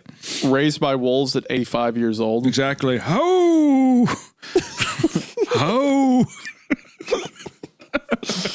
Or maybe what happens is wolves come into the nursing home and start terrorizing. Oh my God! There's like tons of wolves in there. Who let these wolves in? You just hear my car skid off. I'll drive the fuck out of there. I ain't staying for that. You leave the door open. My grandma has her pack of wolves. Exactly, a giant pack of wolves. I'm driving away, speeding away. I look back and I see my grandma's face in the window, and she's like, ah! And she's being fucking torn apart by three young. Oh, and I mean hungry pups. You can see their ribs. Their fucking eyes have been eaten out by flies and shit. She's like, dear God, no! That kind of thing. You'd feed your grandmother to the wolves. Okay, no. I didn't feed him. I propped the back door open. Just left Nature the door took its course. open, yeah. Nature took its course. That's Yeah. what was supposed to happen. Yeah. Come back! But I'm gone. I don't even hear that. Right? I'm Let driving. nature I'm take its driving course away. with an old woman. I'm driving away. I have to block that out because I saw the wolves come in. I definitely know something bad's going to happen. But I immediately get my mind off of it by blasting so now you've electric. seen the wolves come in? No. So Well, you're- yeah. So in this situation, back door is left open. And I just to throw it a little, let's see what nature says. I say that right before I get ready to leave. I fucking I go up to an old man. I fucking grab his pudding out of his hand. I said, "It's mine now." He's like, "My snack pack," and I fucking slap him in the face. And I'm eating his chocolate snack pack. I leave open the door. I'm like, let's see what nature has to say, right? And as I'm getting ready to go, I bump my ass into the door to open it because I have my snack pack, and I look, and I'm like, oh shit! And there's 5 visceral, young, hungry pups that come in with 1 alpha, and I do zoinks, and I get the fuck out of there. That's what I'm saying. So I see it as I'm going out, but I'm like, nature's acted so quickly. Yeah, and then but the nature only acted because you left the door open. No. Nature acted on it. No. Nature acted on its own, and I'm able to, and I have to block out the screams of my grandmother, and I'm blasting Electric Avenue in my car. You know what I mean? We're gonna rock down to Electric Avenue. And I'm driving away and I'm speeding. I'm going like 85 in a residential neighborhood. Right, of course. Because I can see my grandma out the window. Ah! Pan hitting the fucking window and stuff. She's never been so strong. She almost cracks the window. Ah! And I'm like, where was that strength? Well, help me here and there. I'm like, okay, well, what the fuck? That was hiding somewhere. Good luck with that. So. And for you to witness all this too, you have to be like 4 feet from the window, not moving, just witnessing it. My car stalled out front. So I was sitting there trying to start it. So you could easily, because the door's open. We've established that you could easily walk around. Well, I'm not being challenged. I'm not being challenged by nature. All right. Once again, I just want to say nature's taking its course. Right. I'm not going to interfere with nature. Women at the nursing home being fed to the pack of wolves that for some reason are right outside the nursing home. Exactly. Ready to go. Exactly. Everyone that is supposed to survive nature will survive, and they'll be better off for it. And nature will be happy too. Those young pups will go, probably bellies full. That's not for me to decide. Then that's not my fault. That is nature. I'm not going to interfere, right? If you saw a cheetah get grabbed by an alligator, would you dive in to save the cheetah? No, you'd probably say, well, that's nature. Okay, so all right. Do you think that maybe would I, if my grandma was calling me, if my grandma was calling me, hello? She's on CarPlay. She interrupted my song. I'm fucking pissed. Electric Avenue. Right. I'm pissed. And then in the CarPlay, I'm sitting there and she's like, Hunter, you need to come back because there's wolves. There's wolves in the nursing home. And I'm like, huh? I say, what? There's no... In the background, you hear,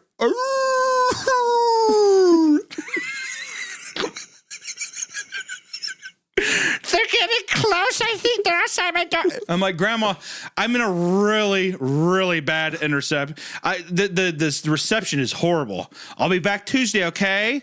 She can see you take out the your window, medicine? though.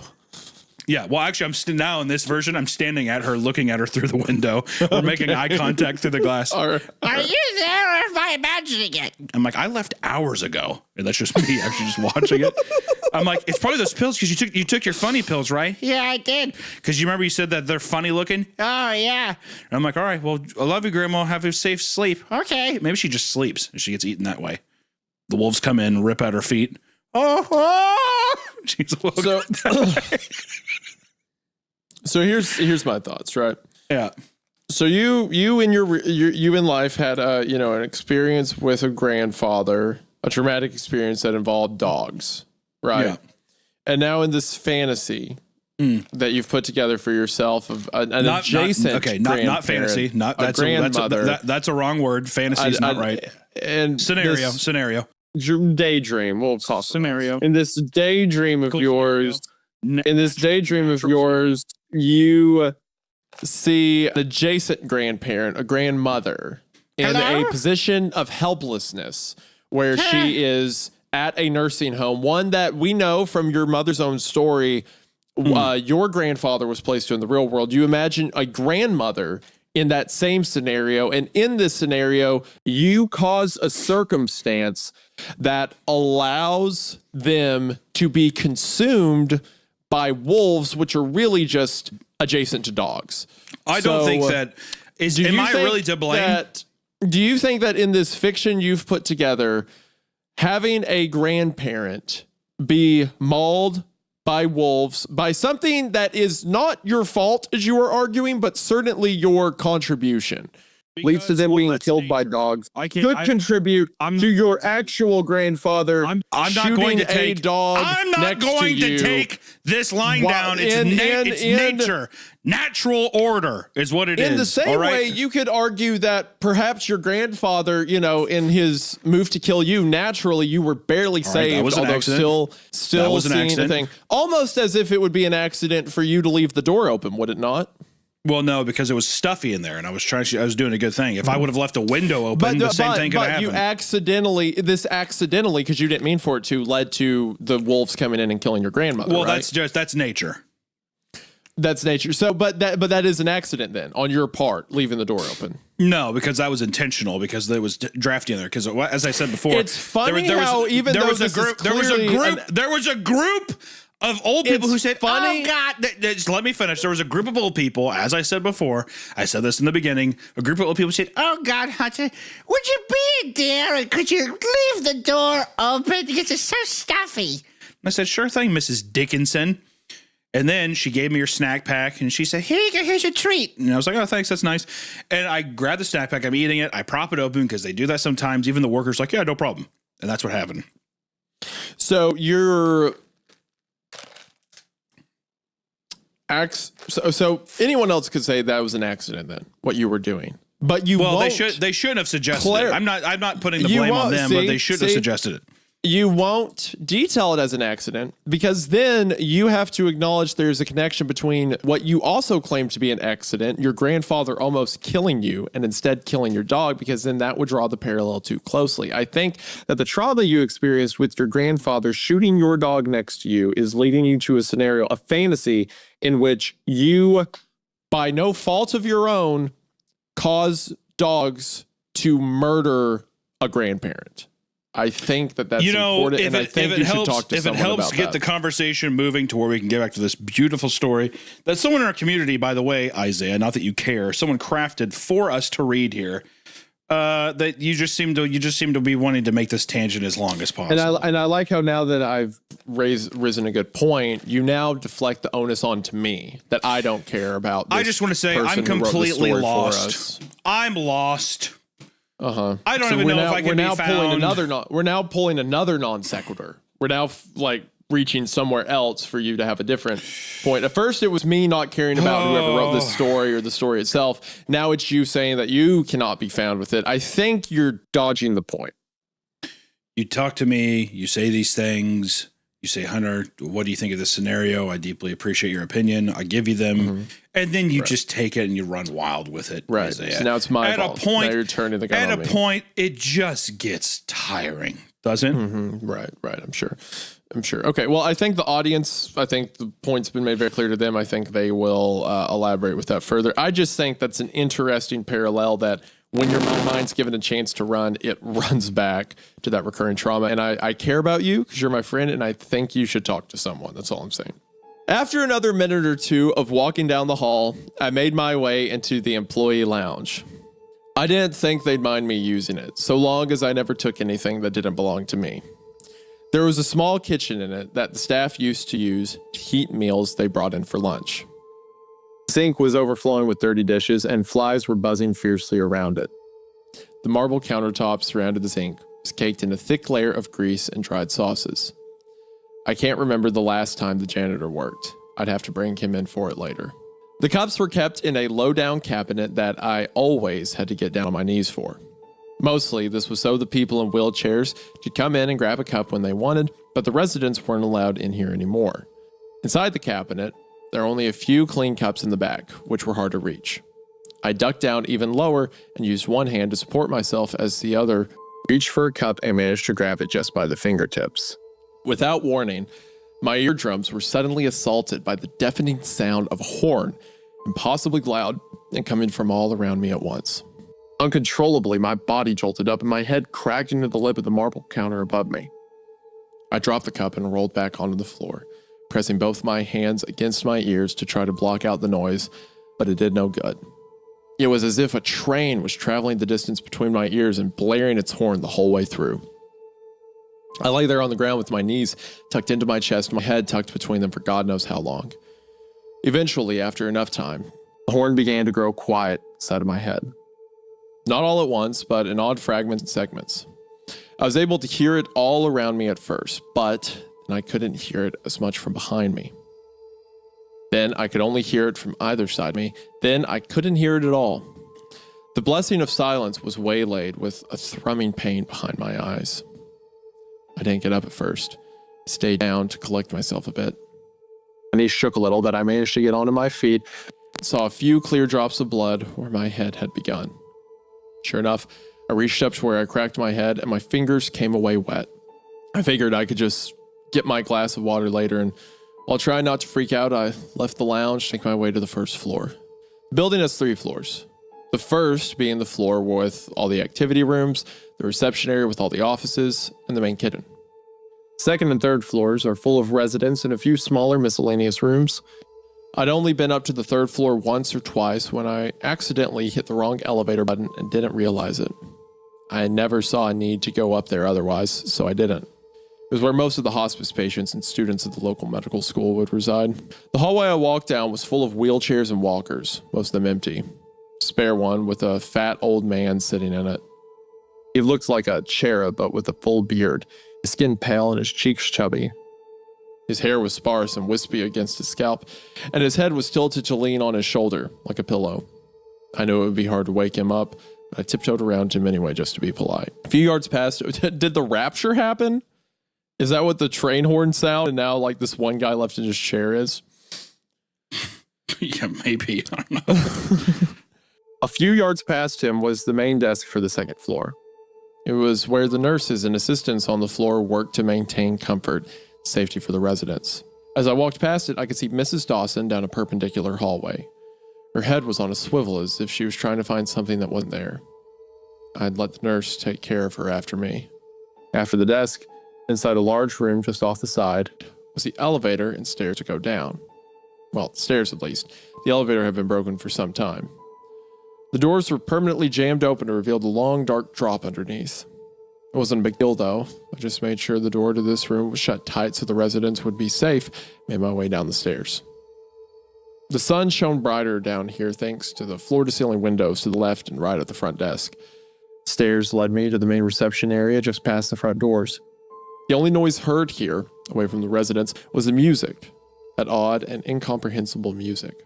I made my way over and leaned down over the guest sign-in sheet and signed myself out as a visitor. I walked past the desk after signing my signature and opened a door into a back office, then walked over to a computer, booted it up, and began to write. Something I took up recently, keeping a log of my days here. I've been thinking about posting them somewhere where I could talk to someone like me, but I haven't decided yet. I guess if you're reading this, then you already know my decision. I'm not sure why I decided to write. I think I just makes me feel more sure of myself. Comforts me in some strange way. Like I'm assuring myself that I am real, that I exist. It means I'll have something to look back at and organize my thoughts with. Sounds stupid, but it's been working as a sort of therapy for me. I hit save on my document and turned the computer off. Half of my day's log was done, yet another half of the day still unlived to write about. 2 rooms over from the first office was a storage room with some uniforms and tools for the workers I had set aside. I began to strip off all my clothes and hang them from the hooks on the back of the door. Even my socks and underwear came off. I was as bare as the day I was born. One by one, I perused the uniforms I had gathered in this room. There's a dark purple male's nurse's outfit on a shelf in a neatly folded pile that I decided on. The underwear was on top, then the socks, the pants, the shirt after that. I made sure they were all in place as I found them the first time, making sure to tighten the drawstring on the pants tightly. They were 2 sizes too big for me, but I made do as best as I could. Hold on. So, what? The clothes he's found, he's been stealing and putting back here? Yeah. Okay, I'm going to keep reading. With a few antiseptic wipes and some ointment in hand, I made my way out into the quiet hall. My footsteps on the linoleum floor went tap, tap, tap, almost in time to the song, playing as they carried me towards the bathroom. I had to clean some dust off the mirror first before I could see myself clearly, but I managed to twist my head in a way I could see the cut on my scalp and clean it up properly. One task was completed, and now Mrs. Dawson needed attention. My mother would probably be awake by then. I could give her some water and maybe cook some food after that too. But as I opened the door to the bathroom, something caught my attention. A smell, one that surprisingly enticed me at first, albeit confusingly. It smelled like toasting fresh bread. When I was a kid, my mother used to bake her own bread. It's a hobby of hers. Coming home from school, only to open the door and smell that incredible scent of bread fresh out of the oven was bliss.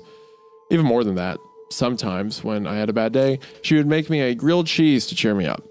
The smell I was smelling was just like I remembered it. Someone nearby was making grilled cheese. I'm not sure who could be doing it, but almost cartoonishly, I followed the smell down the hallways. Granted, the smell didn't seem any stronger or weaker as I walked, but it must be coming from the kitchen. There's no other explanation. So towards the kitchen I walked, and as I did, the smell changed. The bread began to burn. I picked up the pace. The smell of lush, fluffy, warm bread turning acrid and borderline noxious. But the kitchen seemed so far away. Every step of mine drew me closer. I knew it had to. But as I looked around, I found myself still in the doorway to the bathroom. The door hadn't even closed yet. It was leaning against my shoulder.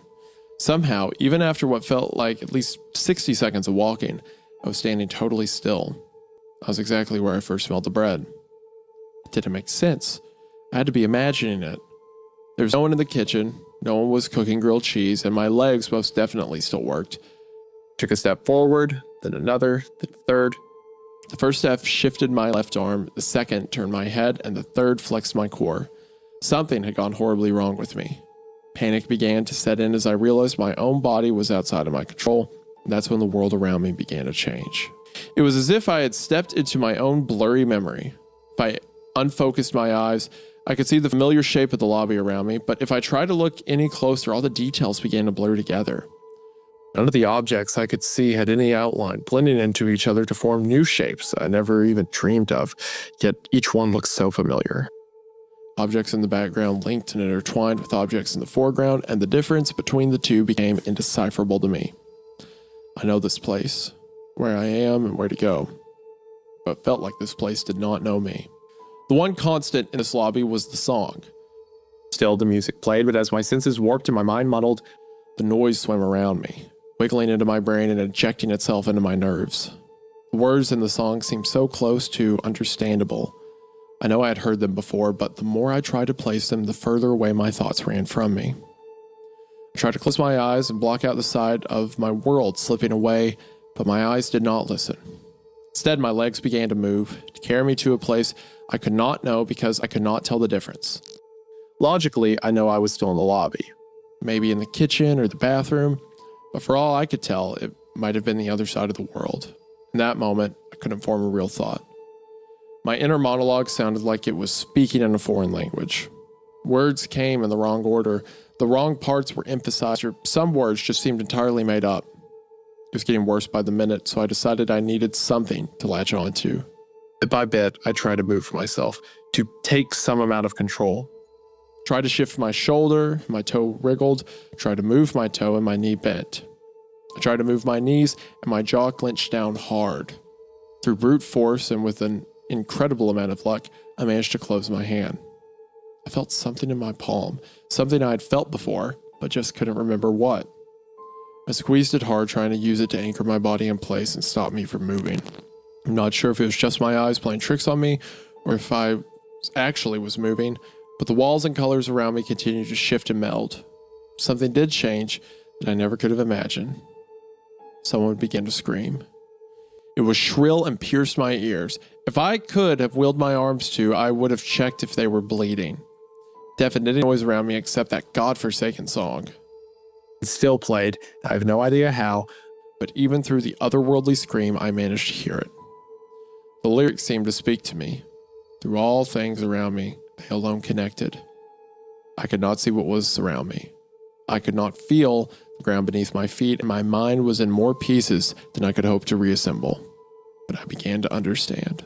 And give us this day our daily bread. My grip tightened and my body began to seize. And forgive us our trespasses.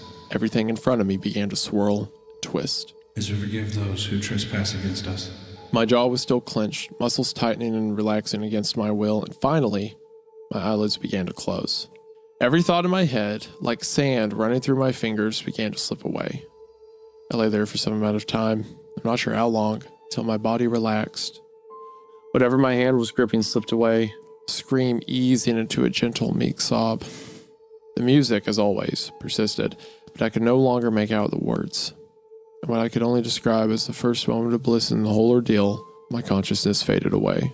Interesting. So I made the joke about the rapture earlier. This might actually be the rapture, considering he's hearing the Lord's Prayer, and there's people missing out of wheelchairs, like they were raptured up, and then there's a singing coming. And it seems that the description of, I may need to reread that, but that description of, I was walking through the hospital and I'd collected clothes I had found, that almost makes it sound like people were raptured out of their clothes and the clothes left behind. And he's been living in here for some time, maybe taking care of the elderly patients and keeping clothes. I don't know. But yeah, it's obviously religious because the song he keeps hearing is the Lord's Prayer. So maybe that is what's going on. I don't know. It took hours for me to wake up. I'm not sure how many, but when I woke, I was greeted with pale moonlight. It was 3 p.m. when I finished the movie with my mom. Now it was the middle of the night.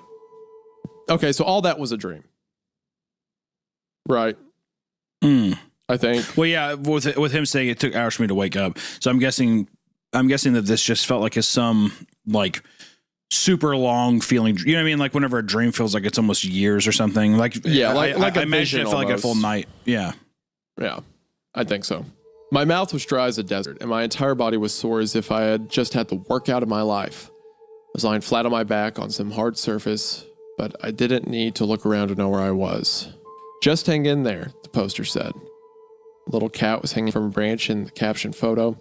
It was the poster that I got for my mom when she first moved into the nursing home, back when the doctor said there was a chance she could get better. It was taped to her ceiling, and she thought it was hilarious, even when the rest of the family thought it was odd.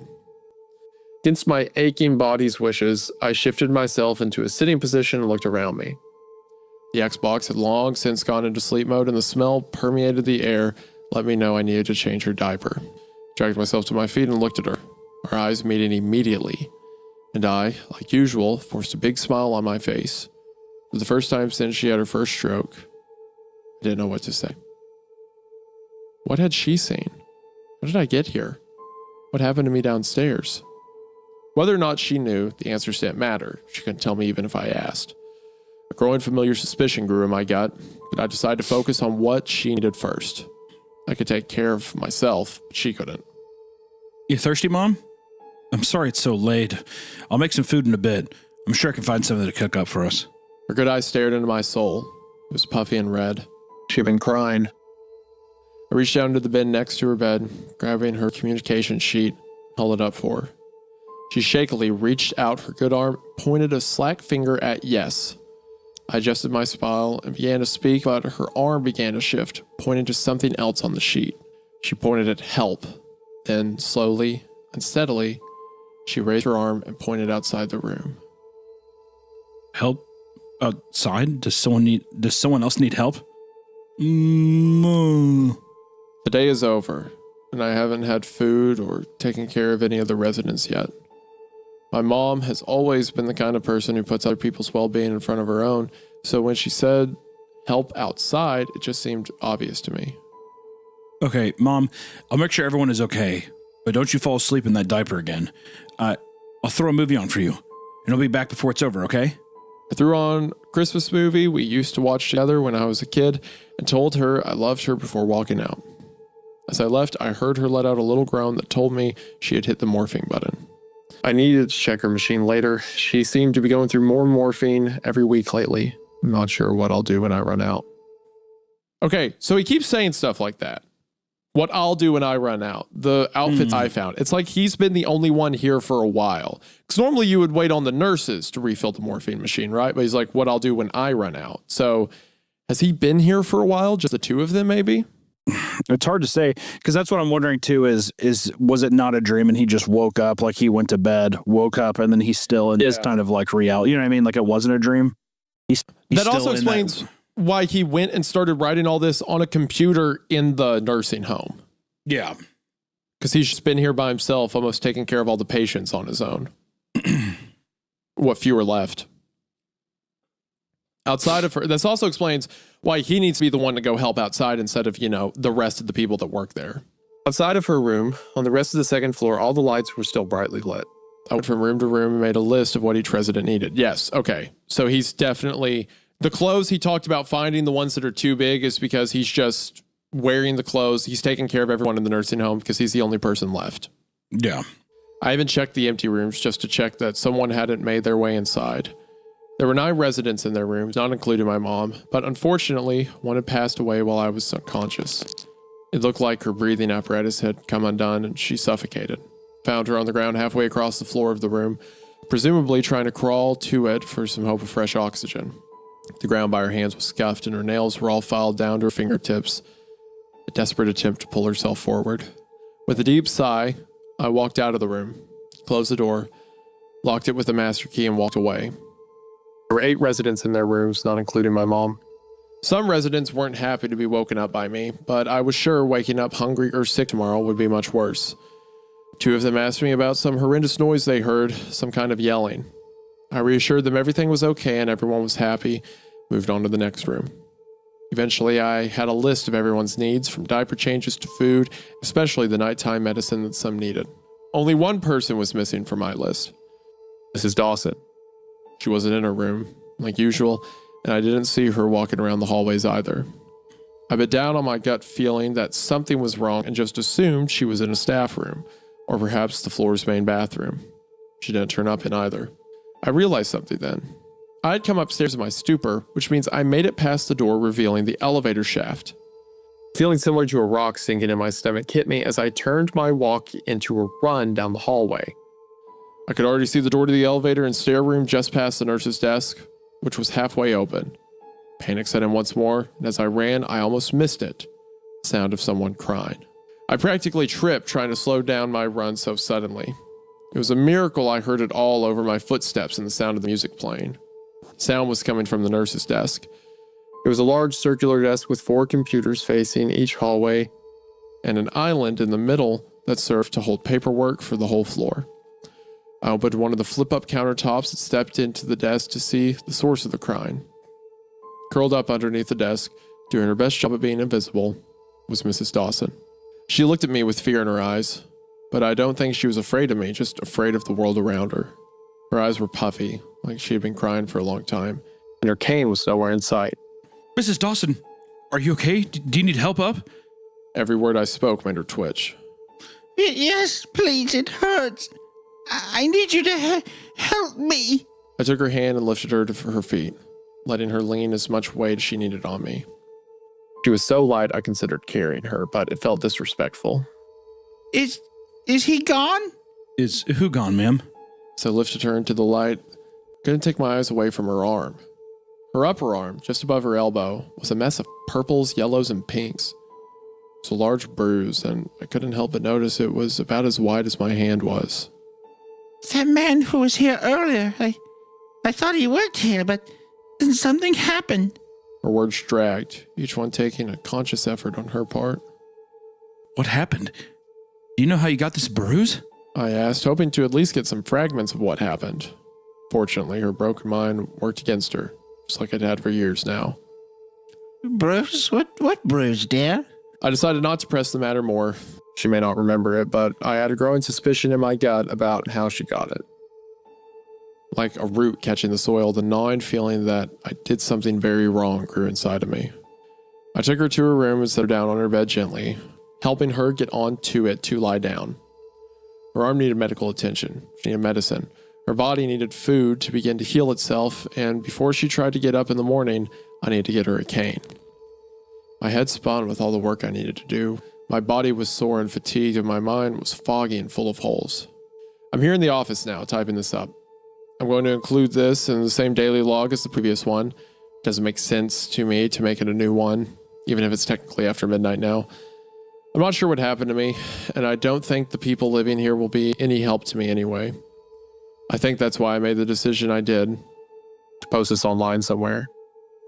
I had a stroke today, I'm sure of it. If my mother's life was anything to go by, who knows how soon the next one would come. The only thing I know for sure is that another one would come. I'm not sure if there's anyone left for this to even reach, but I don't see the harm in posting it. I had to type it out real quick while I was still fresh in my memory, with all the grainy details still fit together. But now I need to go take care of my residents. I'm not good at goodbyes, so I'll just say that I hope to hear something, anything. And if I do, thank you. Note to self, delete any mention of Johnny. That's a fun, nice little beginning to a series. Interesting. This is cool. Okay, so it sounds like maybe I misread the beginning of the story. Maybe from the beginning, he's been here by himself. Like the story opens there. Or maybe it's whenever he hears that large train horn or something. But at some point, everyone else disappears, and he says at the end, I don't even know if there's anyone out there to read this. So maybe it is like the Rapture. Everyone disappeared and like just their clothes are left behind, and he doesn't know what's coming. He doesn't know if it's the end of the world or what, but he's just here with a few old people and he's decided to take care of them. But he has this weird foggy vision that reminds him of his childhood and all the shapes and nothing looks right. Then he wakes up years later. He might have hurt Mrs. Dawson. And there's also the mention to delete any mention of Johnny. So this Johnny character showed up somewhere in the story, but was supposedly deleted. So what does he have to do with any of this? And who is Johnny? There's so many interesting questions. This is such a fun scenario. The nursing home at the end of the world, just a guy taking care of everyone by himself. What an awesome setup. Yeah, I like the Rapture part of it as well. Like him having to basically almost be this like I'm wondering if he's going to start trying to help people pass on. You know what I mean? Oh, that'd be dark. He's trying to take them to the next world. Yeah, like prepping them up to do that afterlife. as well. And that's why I'm wondering too, like if he like starts carrying on this responsibility. What's the ferryman of the dead? Is it Chiron or something like that? I think that's right.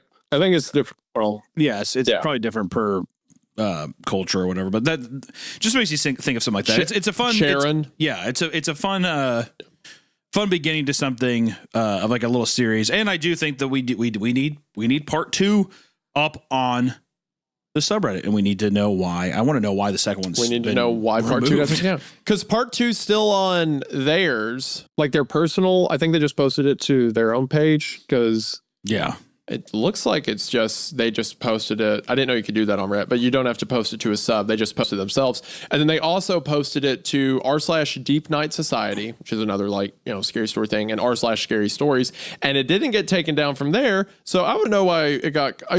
Getting cut off of No Sleep makes sense. Stuff gets cut off there all the time.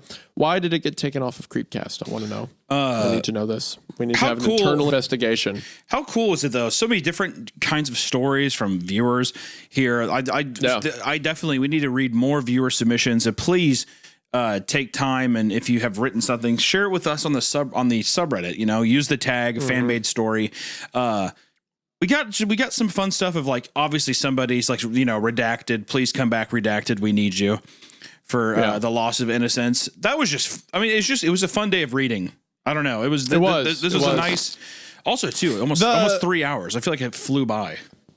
I really liked the third story was good. I really loved this last one. I want to see the rest of it. Yeah. Loss of innocence, fine. It's fun. And then the third one we read, which was The Book That Doesn't End, fun, awesome story. Thank you very much. I think, I'm pretty sure that stuff was in reference to my stuff. It means a lot to see someone writing cool stories after being inspired by us. That's cool. But also that second story, very good. The woman I'm missing for doesn't exist. That one actually scared me. Yeah, that one actually got me spooked a little bit. That had a lot of, like I said, the buildup of the anticipation of the story was so effective, so simple too. It's just a guy sitting down reading a book, but it's told in a way where it feels, once again, refreshing. It feels like you're on the edge of your seat reading it. I'm really curious to see how people like that one. Also, let us know which one you like the most down there. And be sure, like I said, we're leaving links to all of this stuff in the YouTube description as well. So if you're listening to this on Spotify or Apple Podcasts or anything like that, if you want to know more about the stories, the links are in the YouTube description. So please be sure to go support them. Leave a nice comment on them, upvote it, leave thoughts, criticisms, anything. That's what it's all about. It's awesome, man. So sick. So thank you guys so much for listening today. Thank you so much to the viewers who wrote these awesome stories. This is definitely a new series we're going to be doing. Can't wait to just keep diving in to more and more of this awesome fucking storytelling in our community, man. So cool. Definitely. It's really cool to see this out of you guys. We have awesome. we have the coolest community on the internet, I swear to God. Yeah. Everyone here, everyone's funny. Everyone writes cool. So this is just like, we just scrolled through today and we're like, here's a few that look fun. And these were awesome. These were so well done. They're better than a lot of other places I read stories online. And this is just people who watch the podcast. You all are great. Thank you all so much for doing this. Thank you for posting it there. Thank you for some reason, taking your insane talent and incorporating us into it in some small way by posting on the subreddit. Y'all are awesome. We don't deserve you. Thank you guys for being so cool. We'll see you in the next one, guys. Also, like I said, be sure to check out the Patreon if you want some more bonus content. New episode will be up. It's probably already up by now whenever this video comes out. So, guys, thank you so much. We will see you next week. Bye-bye. See you in the next one. And time for the internal affairs investigation of the Creepcast mod team. Bye.